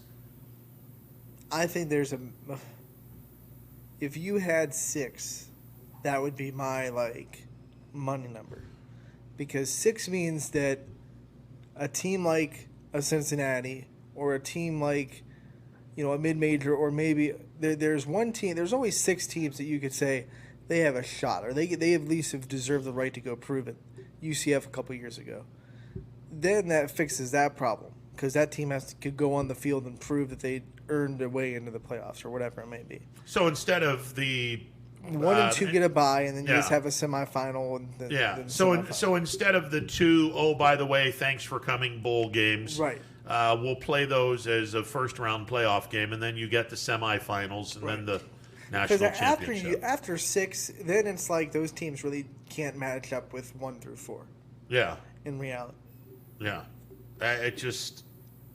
But I honestly think this is the NCAA telling the Power 5, hey, you're not going anywhere. This is going to appease everybody. You'll get conference representation. I don't think it's a great idea, but it might save their skins, though. It does, and I think it will. And for the schools that are independent, like Notre Dame, maybe you get to host a game if you finish in the top. Puts more pressure on you to get in that ACC, though, doesn't it? Oh, absolutely it does. And look, I mean, they should be joining a conference. I'm not going to be one of these people that are going to be clinging to the, we should be independent. Bull crap. You're an ACC program in all the other conferences. And you play a lot of ACC teams anyway. You're already playing 6 ACC teams. All right, well, now go to 9 and have 3 non-conference games. And your 3 non-conference games can be Navy, Stanford, and USC. Problem solved. Drop your games with Purdue and Air Force and... Well, they don't play Purdue all that often. Really? The 3 schools that they have played religiously. I'm just saying, what are the other non-conference games are usually like a mid Big Ten or one of the other military schools. Yeah, I mean they play various Power 5 conference teams, and then they'll play one mid-major, and that's basically it. But I mean, year in, year out, the 3 teams that have been on Notre Dame's schedule more often than not is the 2 games against the West Coast Pac-12 teams, Stanford and USC, and then the special relationship Notre Dame has with Navy. So put those 3 on your schedule, and then play your 9, or is it 9 in the ACC? Or is it 8? Jeez.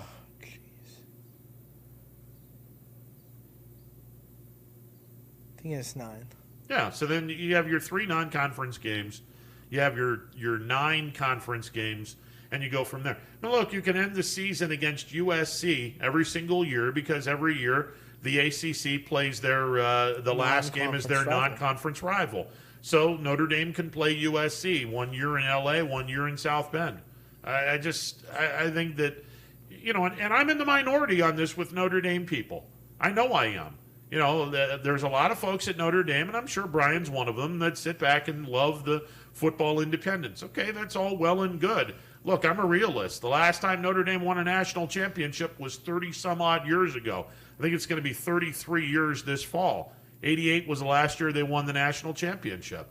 Get into a conference. It's time. It's past time. Get into the ACC, play 3 non-conference games, and let's go.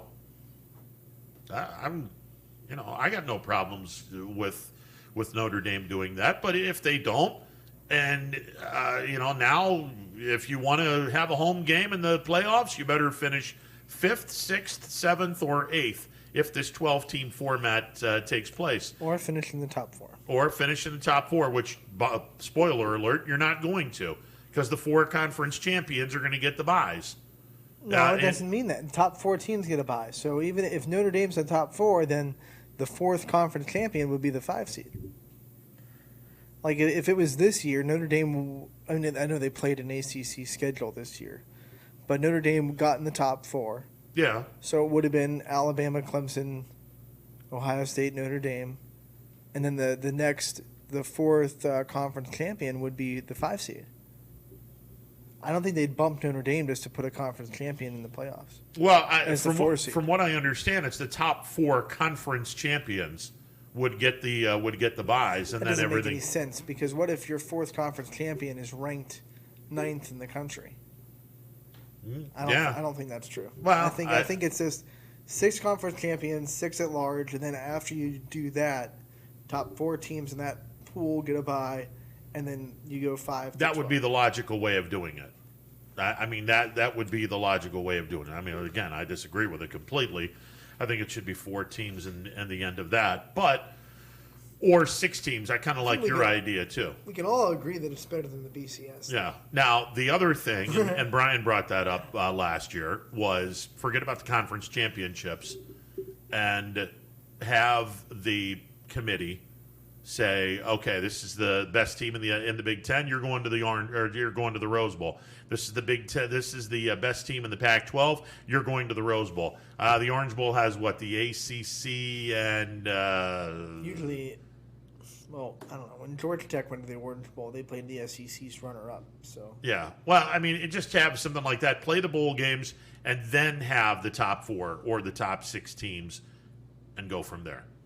I think that would be an even better alternative than picking 12 teams. Because I'm just going to tell you right now, and I'm on record as saying this, this is going to go over like a fart in church when they find out that 4 of the 12 teams are going to be Southeastern Conference teams, because the SEC will dominate the final 6 at-large berths because it's the best conference in college football. So people are going to lose their mind when they see that. Oh, SEC bias. Yeah. It's all a bunch of bias. Yeah, okay, well, so when you win national championships, it's not necessarily bias. All right, 330-8886. We're just better than you. Yeah, they're just better than you. We know it. 330-886-0813. Like Lobo Jim, we're better than you, and we know it. 330-886-0813, the MP Vivo Heating and Air Conditioning Hotline, open for business. Okay, so now the million-dollar question. We have our Class B baseball. We have Scrappers baseball. By the way, they return home after an off day today. They're back home tomorrow. Senior Citizens Day at the Ball Yard. The State College Spikes come to town for a 3-game series before West Virginia comes to town. Scrappers still in first place, 11 wins, 6 losses on the campaign. 6-game homestand beginning Tuesday night. We're going to take a time out and talk about what we're going to be talking about between now and the 1st of August, when football season, or at least the start of 2-a-days, begins on August the 1st. We have about a month and a half of things that we're going to be talking about. What per se? Well, we can talk about that after this timeout. It's a Monday edition of Running Point, presented by Greenwood Chevrolet on Mahoning Avenue in Austintown. No matter what the weather, be prepared with a reliable, efficient Rude gas furnace or air conditioner from MP Vivo Heating and Air Conditioning. Call your energy-efficient expert, MP Vivo, today for a free estimate. Here at MP Vivo, we rely on Rude, and so should you. It's storm season. I think we're under the gun for some heavy storms over the next couple of hours. And Storm Tracker 21 is ready. This is probably the one we're keeping a closer eye on. On air. And locally, we're going to have a lot of eyes on our area. Online. All right, let's talk high-risk futurecast and the timing of this weather. On social media and on our app. Rain will come and go tomorrow. There'll be some dry intervals. Stay ready with Storm Tracker 21. The severe weather threat now through around sunset this evening. Myers Family Insurance knows the importance of a great team. Our team continues to grow to help you with your Medicare and retirement needs. The annual election period is October 15th through December 7th. Now's the time to make sure your plan continues to meet your needs for the upcoming year. Call today.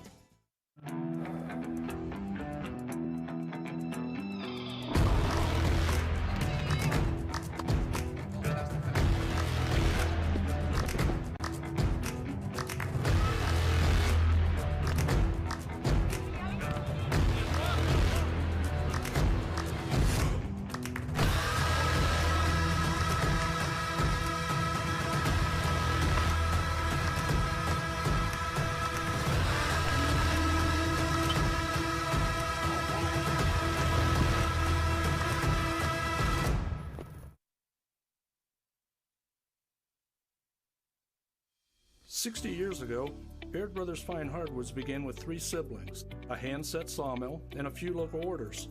And while business has certainly changed over the years, what has not are our principles of hard work, craftsmanship, and commitment to quality. At Baird Brothers, we're proud to put our name on the products we create, from moldings and doors to flooring and lumber. Thank you for 60 great years.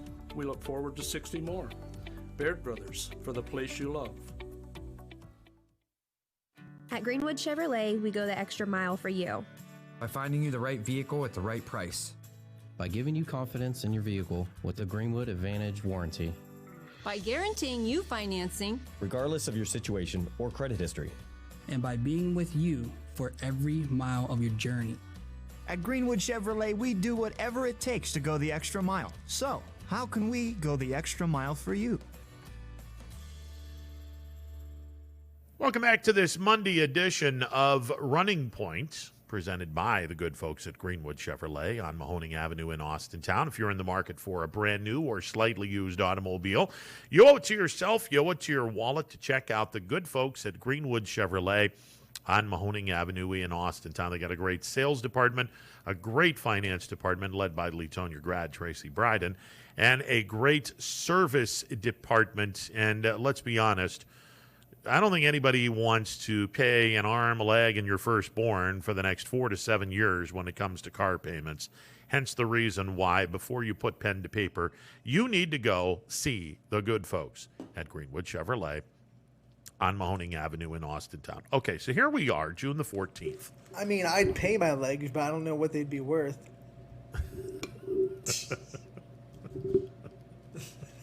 That is so wrong. That is so wrong. So here we are, June the 14th. We are exactly 7 weeks away from the first Monday in August, which would be August the 2nd, which would be the first day of two-a-days. August the 1st is Sunday, and, well, you probably could do two-a-days on Sunday, but I think that doing anything on a Sunday would probably send a bad message, so I'm sure that people will probably want to do August the 2nd, or maybe July the 30th. I mean, we just played a state championship on a Sunday. That's true. That's true, but I think that was weather-related, so that's my story, and I'm sticking to it. But, you know, Jeff Seidel, when we had him in, he brings up, or Matt Seidel, I'm sorry, Jesus.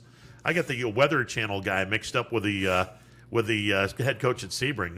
My apologies, Matt. Here we are. The first Monday is August the 2nd. Well, the season starts August the 19th. Do you really go a couple of days of 3 days of two-a-days and then, let's play a game on August 6th or August the 7th and spend the 2nd through the 6th doing the two-a-days, and then Saturday the 7th, hey, let's play a scrimmage. Yeah, I can't see that. I think we're going to find out in week 1 which coaches navigate this new schedule the best, because like Coach said, you got 2 weeks to prepare for your week 1 game. And how you handle those 2 weeks is going to drastically impact on how you perform in week 1. I wouldn't really be all that bent out of shape if I only played one scrimmage and just had... I like the idea of having one scrimmage and then one joint practice. Yeah. Have a joint practice the first week and then have your scrimmage. What the joint practice does is at least gets your kids the ability to line up against someone that's not yourself. But it's not exactly full contact scrimmage. So it's kind of the middle line where they can get their competitive juices out a little bit and see someone that's not their own teammate across from them.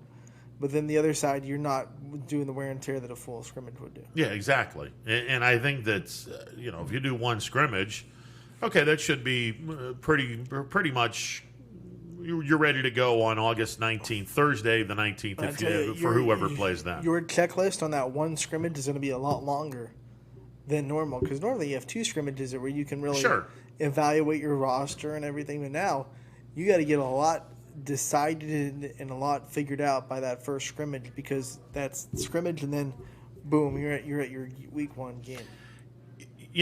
Here's the other thing, and I always like to skirt some rules and put my toes up against the line that is the boundary. Who's to say that when you do your joint practice, who's to say you can't have your joint practice as part of the two-a-days, where you sit back and go, okay, the teams are going to be playing each other during the morning hours, or however you do the joint practice. Some folks like to go early in the morning before it gets outrageously hot, and then late afternoon, early evening, where you still have plenty of time before the sun sets. Some folks like to do that. Some folks like to go into mid-morning and then late afternoon. It's just however they decide to do that. Why not have, instead of your joint practice of one, be part of the two-a-days, where the two teams are going to be playing each other or practicing against each other both times during the two-a-days. That would make sense. And like I said, we're going to figure out which coaches navigated the best come week one, because they're going to be, I guarantee there are going to be a handful of teams that maybe that those 2 weeks weren't handled the best and they're kind of sluggish, or they're beat up or whatever, or they're not prepared as well as they should be. And you're going to find out which coaches really handle that the best.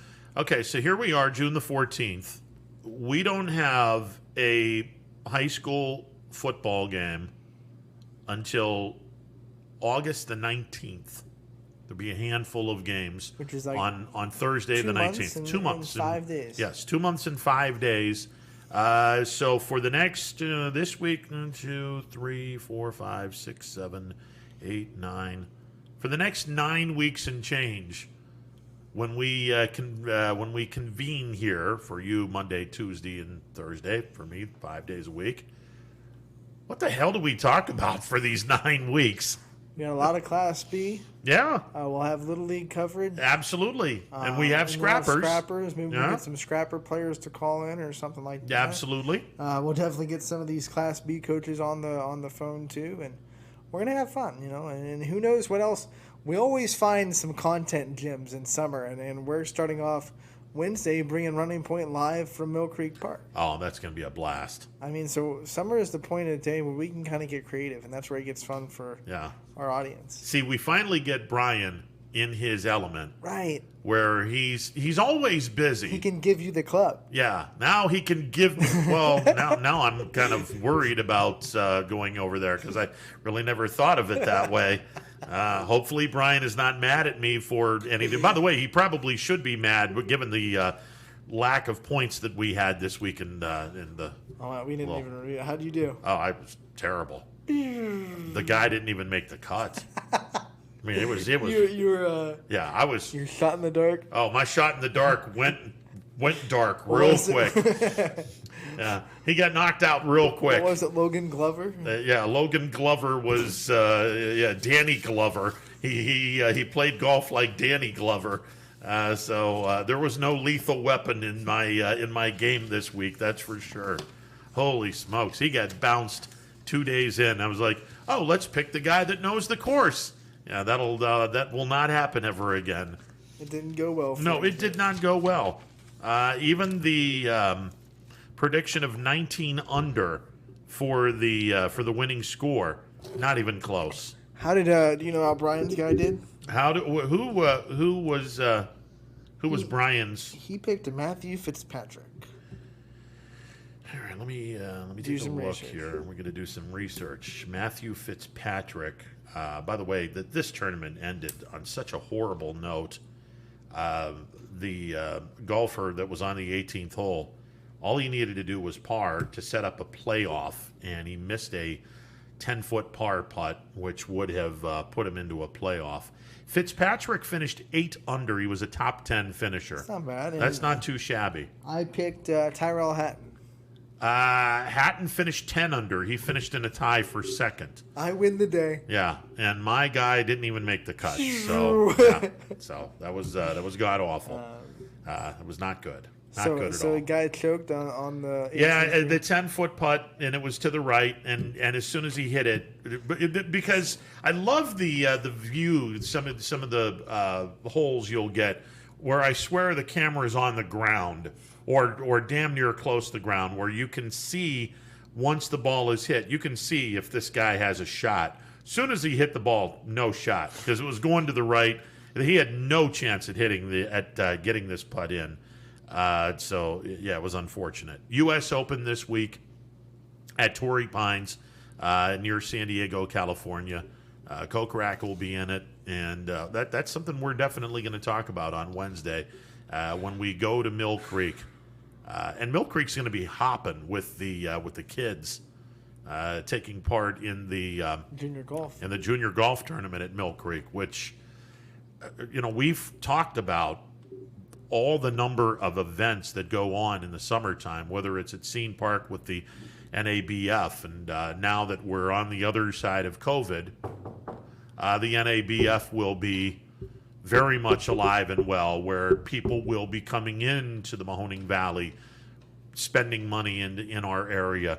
Same thing with the junior golf tournament at Mill Creek this week, and the weather is supposed to be absolutely fabulous this week.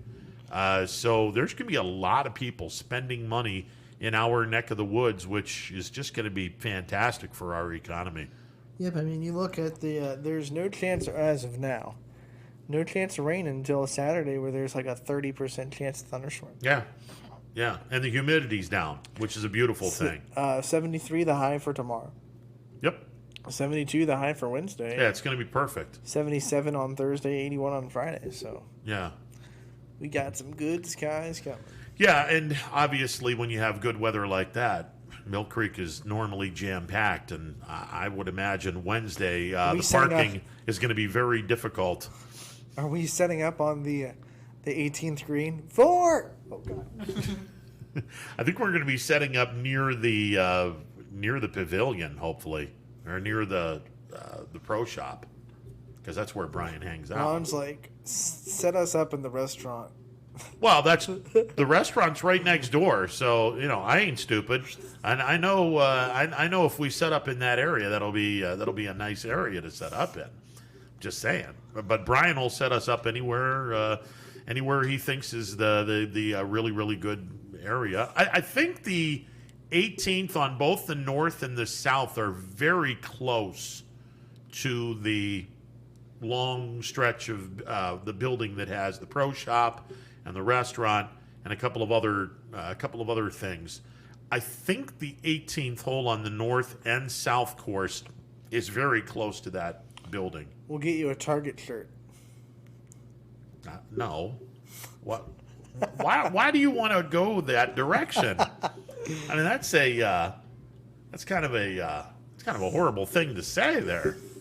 Let's go to the phone lines real quick. I'm afraid to ask who's on the line. You're on the MP Vivo Heating and Air Conditioning Hotline. What's going on? Hello, that's you. Yeah, catch me outside. How about that? It's a comedy call. Okay, yeah. Catch me outside. How about that? Okay. How about that? Was that the same kid that used to say it, LeBron James? No, I think that's from a Vine, which I'm dating myself. There was TikTok before there was TikTok. And the girl was like, catch me outside. How about that? Let's go outside. Okay. So, man, there's been like someone trying to get through that for last week. I don't know who it is. Okay. We're enjoying it. Yeah. How about that? Catch me outside. How about that? Oh, okay. I love when Ron doesn't know what to do. I'm not hip to the language of today, I suppose. Yeah, because you just used the word hip. Well, I mean, I'm not hip. I don't care for TikTok. I'm just, it's kind of stupid, Some of it is okay. You've probably laughed at a TikTok at least once. Some of it is original. Some of it is pretty decent content, but others that's like every. That's 5 minutes I'm not getting of my life that I'm not getting back. How dare you? Oh man. The time in Ron's life is so precious. Well, listen, the older you get, the more precious time is. I gotta watch this documentary on PBS instead of watching TikTok. Well, look, I mean, it depends on what documentary it is. If it's a documentary about baseball, I'm all on it. Ken Burns did such a fantastic job with that documentary. I'm all over that. The documentary on brought to you Country music was another good one. from viewers like you. Yeah. That's probably, when they had baseball on, the original, when it was on the first time, I watched more PBS in that, I don't know if they stretched it out for 2 weeks. I think they stretched it out for like 10 days.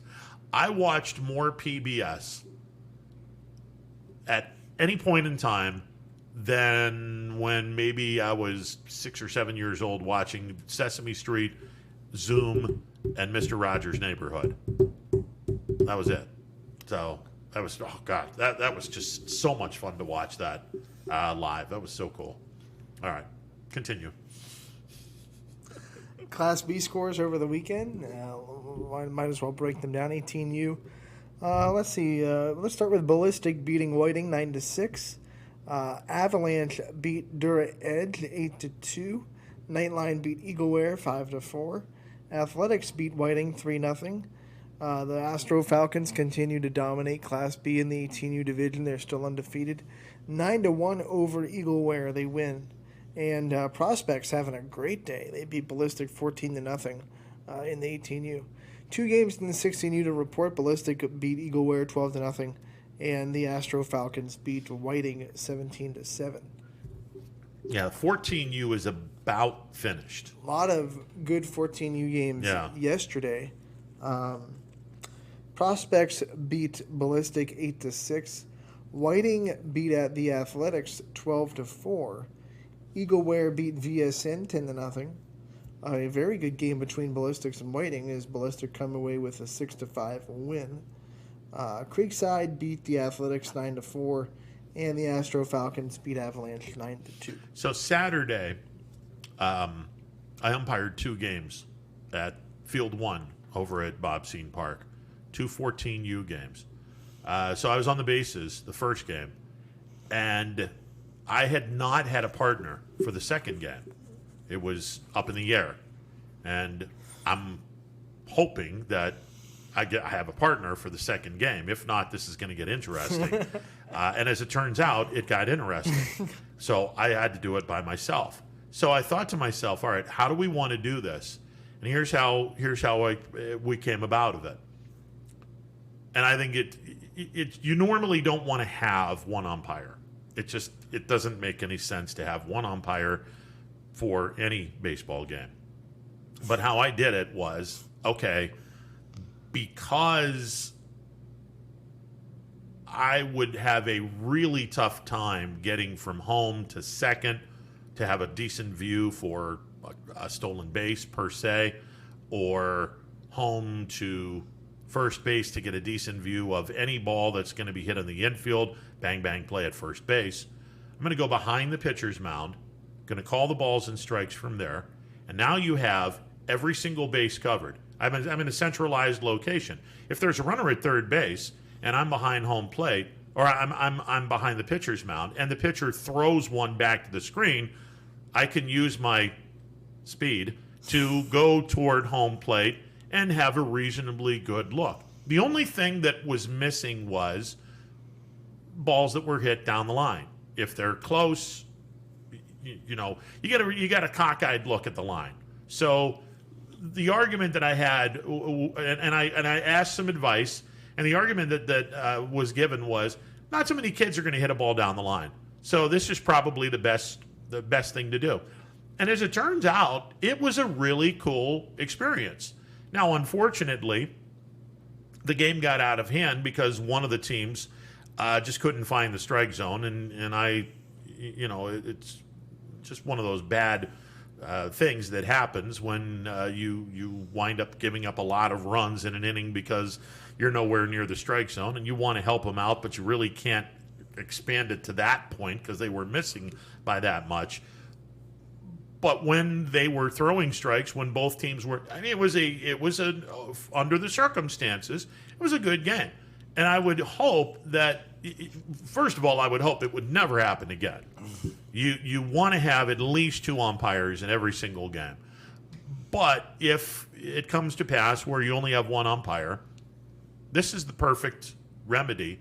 You have them behind the pitcher's mound, so you have a perfect location of first base. Throw goes over there with a runner at first on a pickoff attempt. You have a perfect angle to see if the guy gets his hand back on the bag, dives back to the bag, gets his hand there before the tag. If a runner breaks towards second base, all I have to do is turn around. I have a perfect angle to second base to see whether or not the kid is going to be out or safe on a stolen base. Same thing with third base. Even on a fly ball to the outfield, you can kind of look both ways, fly to left. You can kind of look toward the third base bag to make sure he tags up on time and go from there. You never want to have one umpire. But as it turns out, that game on Saturday that I did is kind of fun. Yeah, if you're the only umpire, there's no way to look at third base and a catch at the same time and say he didn't leave early. Yeah. You just have to guess that how fast he is. And exactly. How far he is. I mean, you can only do that, and even when you do that, you don't know whether or not the kid left early or not. So it just. The lesson to be had in all of that is you got to have two umpires in one game because it can be costly for one team's chances. Now, fortunately, this particular game wasn't costly for anyone because it got out of hand pretty quickly when the other team just wasn't throwing strikes, and when they were getting clobbered. But it was kind of fun, but it was also kind of stressful. And I can only imagine in a really, really tight game how stressful that would be. Because I joked with the coaches. I said, do we want to go with the honors system with the first and third base coaches wondering whether or not this is a fair ball or a foul ball? I mean, you joke with that, but in a tight game and the ball is close to the line, you want the umpire to make that choice, not the coach. Coach, what do you think? Well, I'm going to give it to my player. Definitely fair. Yeah, it's definitely a fair ball. It was fouled by about a half a foot, but we're still going to give it a fair ball because, it's my kid or the kids on my team, and I want my team to succeed. So, is what it is. You got umpiring tonight, too? Yes, I am. So, that'll be a fun game. And Scene? At Scene. Tonight.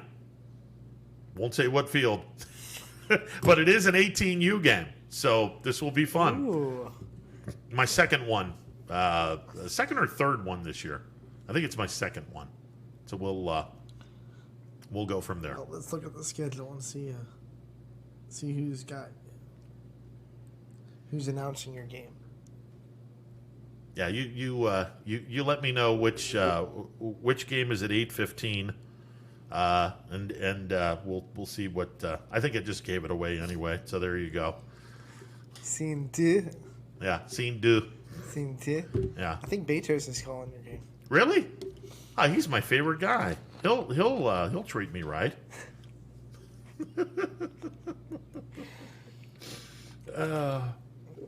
Did you see? He got a little carried away at the All-Star game last night. Oh my God. That was one of the funniest things I saw in a while. The way you've been calling strikes, this is terrible. I'm like, he's kicking dirt at him. Yeah, he's kicking dirt everywhere. It got a chuckle out of some folks. That was pretty cool. You knew that was going to happen, though. I mean, you knew something like that would happen. I think they told the umpires beforehand, at some point in this game, Jeff's going to try to get you guys riled up. Yeah, exactly. I mean, it's if we're having a really... Because the umpire was laughing about it. So, Yeah. so it was spectacular. If we're having a really calm atmosphere and we're going to have some fun, right, you got to have someone that's going to do something like that. Right. And what better person than Jeff Betos? Because, listen, Jeff Betos is one of the funniest guys I've ever met in my life. And he doesn't mean to be funny sometimes. That's what makes him so funny. That's what makes him so hilarious. So when I saw that, I was like, oh, God, this is great. This is phenomenal. Yeah, so, yeah, he gets to announce my game. That's good. Hopefully a bang call isn't going to be, oh, my God, what is this umpire thinking out there? Okay. Can I eject him? I haven't seen in the middle of a game. I haven't seen someone this blind since the Ray Charles concert. Wow. Wow. Boy, did we go off the deep end. Oh, my goodness. Ugh. To which, if someone were to say something of that nature, I would probably, my inner karaoke would say, hit the road, Jack, and don't you come back no more, no more, no more, no more. Georgia? You're out of here. Get to Georgia. 330-886-0813, the MP Vivo Heating and Air Conditioning hotline open for business. This was something that happened last week. Someone from Atlanta finally got a court or a judge to hear the complaint about Atlanta wanting the All-Star game and how they should get the All-Star game and how it was wrongly taken away from them. And the judge laughed him out of court and said, no, the All-Star game is still in Denver. Thank you very much. Which means that the Major League Baseball draft is still going to be in Denver. And it's still going to take place the second week of July, I believe. Oh, wait a second. It might be it's July 13th is the All-Star game. So I believe the Major League Baseball draft is the 14th and 15th. And I'm going to be curious how many kids that are currently playing in the MLB Draft League are going to be drafted. And then the other shoe that is potentially in play is how many of those kids, once they sign, are going to still be playing in the Major League Baseball Draft League. I doubt very many. Like, if you're a team, are you going to say, hey, I just signed money to this kid, but you can go off and be in a place where I have no control over what happens to you. I just don't see a lot of teams being okay with that. Yeah, I'm going to be real curious to see how this transpires. And it's going to be the draft league after the draft is going to be like kind of weird because it's like it's going to be filled with kids that weren't drafted but can't be drafted until next year. But the other side of that is you can still sign these kids via free agent. Now your bonus is not much, if anything really huge. I think the minimum or the maximum that you can give a free agent, and I'm 99% sure on this, is $20,000 for a bonus. It's better than playing for free. Well, absolutely, but when you consider the 20th round pick is probably getting a little more than $20,000. It's not a great number compared to the kids that are drafted, but those kids will still have an opportunity. Like an ancillary draft too? No. No, that doesn't exist anymore. You have the supplemental. You have the first round supplemental, and that's for the Type A free agents. Second round supplemental for the Type B free agents, and third round supplemental for the Type C free agents. That still exists. I would be willing to bet at least half of this league is going to be drafted by the end of the what did we say? The 14th would be the day one. The 15th would be day two. I'm gonna bet about half of the league is going to be drafted. And then you wonder how many scrappers get drafted compared to other teams. Yeah. Because like we've said, the Keys are struggling right now. Yep. Although they did get their first win at the expense of the Scrappers on Saturday. They got their first win. And that was that Friday got rained out, right? Yeah, Friday got rained out. They're not making that up. The Scrappers won yesterday. Keys won Saturday. So they got their first win of the season. They got what, State College coming in? State College comes in tomorrow. Senior Citizens Night at the Ball Yard. They get back in the booth. Yeah. It's been a minute. Yeah, it's been a while. You've been on the road for a week? Yep. So we'll be in the booth Tuesday through Sunday. Have you been able to interact with any of these kids yet? Couple, You but talk that's. to them at all? I mean, it's tough doing it. So this is definitely not. From that perspective, it's not as, and maybe it's COVID related, but it's not as open as it was in previous years. And I think COVID has a lot to do with that. I really do. I really do believe that. By the way, this last week was the first week that the Major League broadcasters were allowed to go on the road, right? Which was really cool.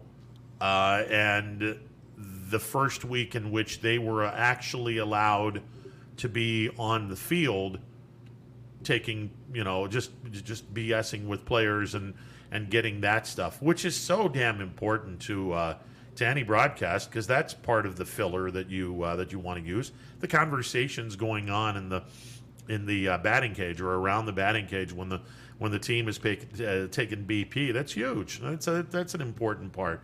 That's something that I miss big time. Miss that in a big way. So, but we are going to get we're going to get some kids, and we will make sure that those we get a lot of player profiles and go from there. We definitely have some good kids on this team, so that'll be something to look forward to as we are biding our time prior to the start of the two-a-days, which either it's going to be July 30th or August 2nd.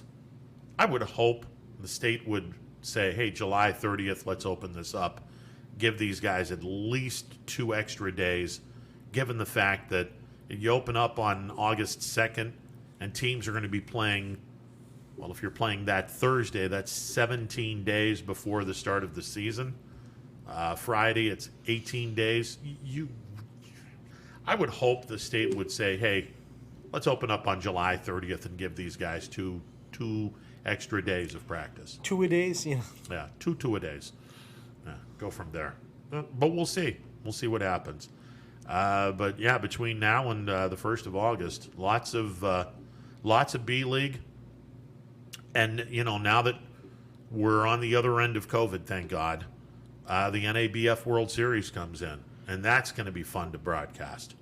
Yes. And we could do while we're biding our time. We could come up with our list of the top memories from the 2020-21 school. I was thinking about that. Because there's so much happened. It's such a memorable school season with all the COVID stuff we went through in the fall. And then, and then obviously the basketball season was great. And it went off without a hitch for the most part. And then we had a full softball, baseball season without any kind of disruptions. I was thinking about that because I think it would be really cool to sit back and give some of our better experiences, whether it was following a team or just things that we did during the course of this now completed school year, now that we are officially past the 2020-2021 academic/athletic school year. I think it would be pretty cool to look back on that once in a while and say, okay, what are some of the memories that we have, and hoping to make new ones when we start it up again in a couple of months. Yeah, we got through our first high school year running point too. Yeah, exactly. And one down, a lot to go. And thank God we didn't have as many cancellations during the football playoffs as we thought. Although, again, we lost a couple of local teams that couldn't play. We had more little stoppages in the basketball regular season than we had in the football playoffs. Yeah, which that's a testament. That's a definite testament. But there were some good memories during the course of the year. There's some really fun games that I had during the course of the year, and then obviously watching JFK do what they did yesterday. That just puts the cherry on top of a perfect Sunday. That was our last high school game of the year, and it just went boop. Cherry topped. Yeah.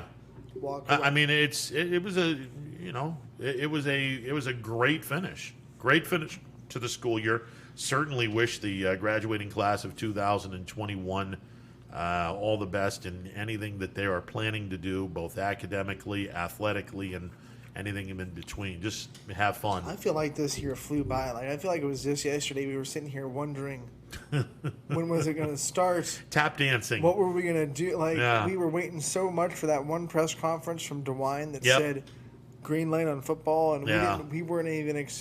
We were expecting the worst. We thought DeWine was going to come on and say football is not going to start on time or whatever, and we were all elated that day when he came on and gave football the green light and all the other fall sports. We were like. Honestly, that's one of the top 5 moments for the entire school year. I'll tell you that that's one of the top 5 moments. The first night of Audible Call.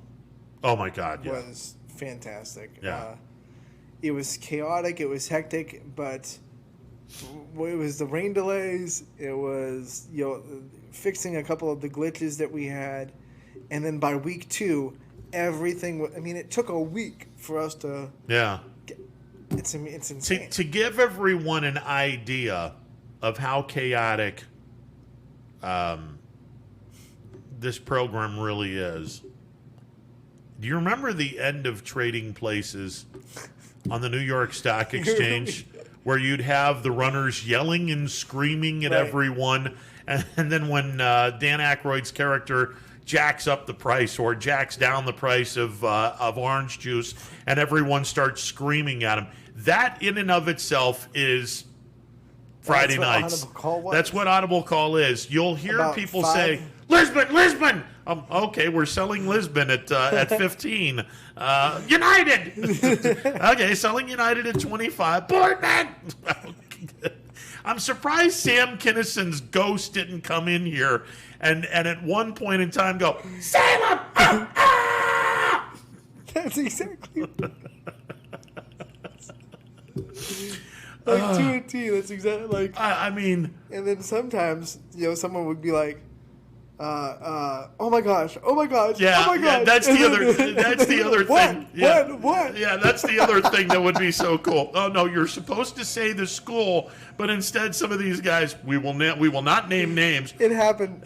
Several people, because you get you're watching. Oh, you're watching and you're a fan. Everyone's assigned to like 5 games. Yeah. And we're supposed to call out when teams have a big player get in the red zone. And the team will be like running like 80 yards for a touchdown. Get going.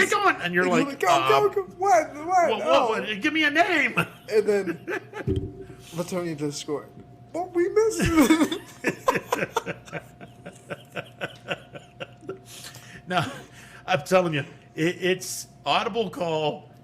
The end or toward the end of Trading Places is the perfect description of a Friday night at HQ.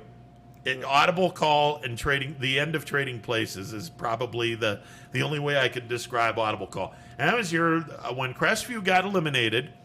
I would come in and we would watch a couple of games. I don't know how you guys are able to do that on a weekly basis. And this was just limited number of teams because we only had a handful of teams once you went to the regional championship games. I can only imagine the amount of games that we're watching all during the regular season and how everyone can look at all of these games and you got to be cross-eyed by the end of the game. We figured out really quickly it was important that everyone stick to 4 games they're assigned to. Yeah. And you stick to those games. Yeah. No matter how interested you are in another game or how... You got it. Because it was really tempting to flip and be like, ooh, look at what Springfield's doing or look at what JFK's doing. Well, that's not on your list. But it's not, you got to stay in watch your list. Yeah. And every week we got better. We got more touchdowns on the Audible Call every week because... we were getting better and better at it. And Ackelson was just the perfect guy to have. No one else could have taken all the screaming. Yeah. Ackelson was the perfect guy for that taking job. it on a dime and then just boop. Yeah. But all these guys screaming, I'm like, holy crap, you sound like a broker on the New York Stock Exchange floor. Oh, God, that was good. And obviously on a smaller scale, but the basketball program. We did the open. That was fun too because we got a lot of strong finishes that we could go, hey, this game's close. Let's go to this game. Yeah. And one of the we got Ian O'Brien calling Ursulin's buzzer beater. Yes, against Cheney. Yeah. And it was probably the highlight of the open look all season. Yeah. We'll get into more. We don't want to spoil everything. No, exactly. But I mean, there was just so many fun things that were done this past school year. And even though, it was touch and go for a while, especially in the fall, man, we had some fun this past school year. And good Lord, the potential, we have to talk about that even as we lead up to football, the potential for a three-peat in terms of an appearance in a state championship game over at Springfield. That's very real. And a couple of other teams that have the makings of something very, very special. And Austintown Fitch is going to be one of those programs that we're going to be looking at. And can Coach Parker feed the nest in that It's been so community? Long, I forgot how Fitch did all that a little bit ahead of schedule. Oh yeah. Yeah, they have a lot of people coming back. And the Canfield Poland game, week number 1, the Pavlansky boys will have at it. That's going to be all kinds of fun because I can only imagine the Sunday dinner after that game. Perhaps there is the loser of this game has to do all the dishes in the Pavlansky household after the. I don't know. I'm just saying that's it's something. It's going to be a really awkward Thanksgiving. Oh yeah. There could very well be an awkward Thanksgiving. Hey, can you pass the mashed potatoes? Because you can't pass a ball. Oh, wow. Okay. Yeah. Hey, can you pass those mashed potatoes without fumbling them? Oh, Lord. 330-886-0813. We'll wrap it up. Good night. I think we just opened up a can of worms for these two. We will wrap it up after this timeout on ysnlive.com. Hi everyone, this is DJ Yoakley with Your Sports Network. We appreciate your support of YSN and welcome you to the YSN family. Our broadcast streams are brought to you live at no cost to you by sponsors that are local to this community. Without the vision and generosity of our sponsors and partners, we would not be able to bring this game to you today. So please support the great businesses and leaders that are making this game possible. And if you're a business in need of great advertising and sponsorship opportunities, feel free to head over to our site for more information on the right fit for you. We are local, we are loyal, and we are live. We are YSN. News doesn't stop after the sun goes down. Sometimes you just have to hustle to get it. At 21 News, no matter how far it is, no matter what it takes to get there, we're working to bring you the best stories and the freshest content at 11 p.m. with the context and clarity that makes it worth staying up for, no matter what time it is. 21 News at 11 with me, Aaron Simonek, and Derek Steyer. 21 News at 11, news that's worth your time. WRS Wealth Advisors is the area's premier wealth and retirement specialist. With our combined 70 years experience and comprehensive wealth strategy, we assist our clients attain their goals. Call 330-965-0370 to learn more about our individual and corporate financial planning services, or visit WRSWealthAdvisors.com. Good luck, athletes! Every customer has a story, whether it's buying a car for the first time, helping them get approved, or finding the perfect car for their budget. I'm proud that people trust me with their story. I'm Tracy, and I'm ready to go the extra mile for you, only at Greenwood Chevrolet. Ah, the details. Baird Brothers Fine Hardwoods is one fine ride. Perfect cornering, superb handling, sporty and stylish, power to spare, plus awesome mileage. Yeah, jaw-droppingly beautiful lines and well-appointed with luxurious trim.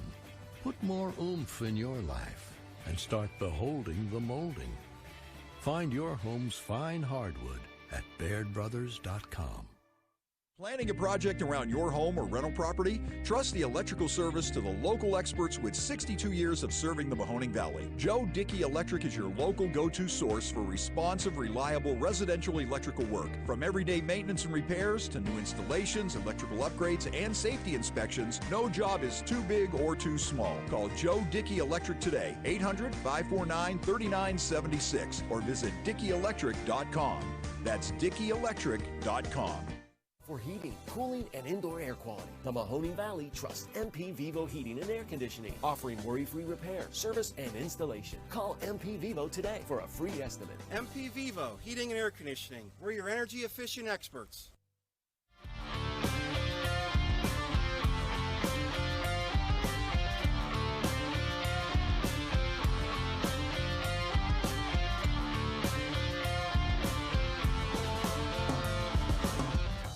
If you're looking for a new Ford vehicle, why shop anywhere else but Tri-State Ford? Choose from our great selection of new Ford models. Plus, we've got you covered with our exclusive Tri-State Ford Advantage. It includes a 10-year, 200,000-mile warranty with your new Ford. Come see why so many customers from the Tri-State area buy their new Ford at Tri-State Ford. Customer focus, community driven. Tri-State Ford East Liverpool or visit tristateford.net.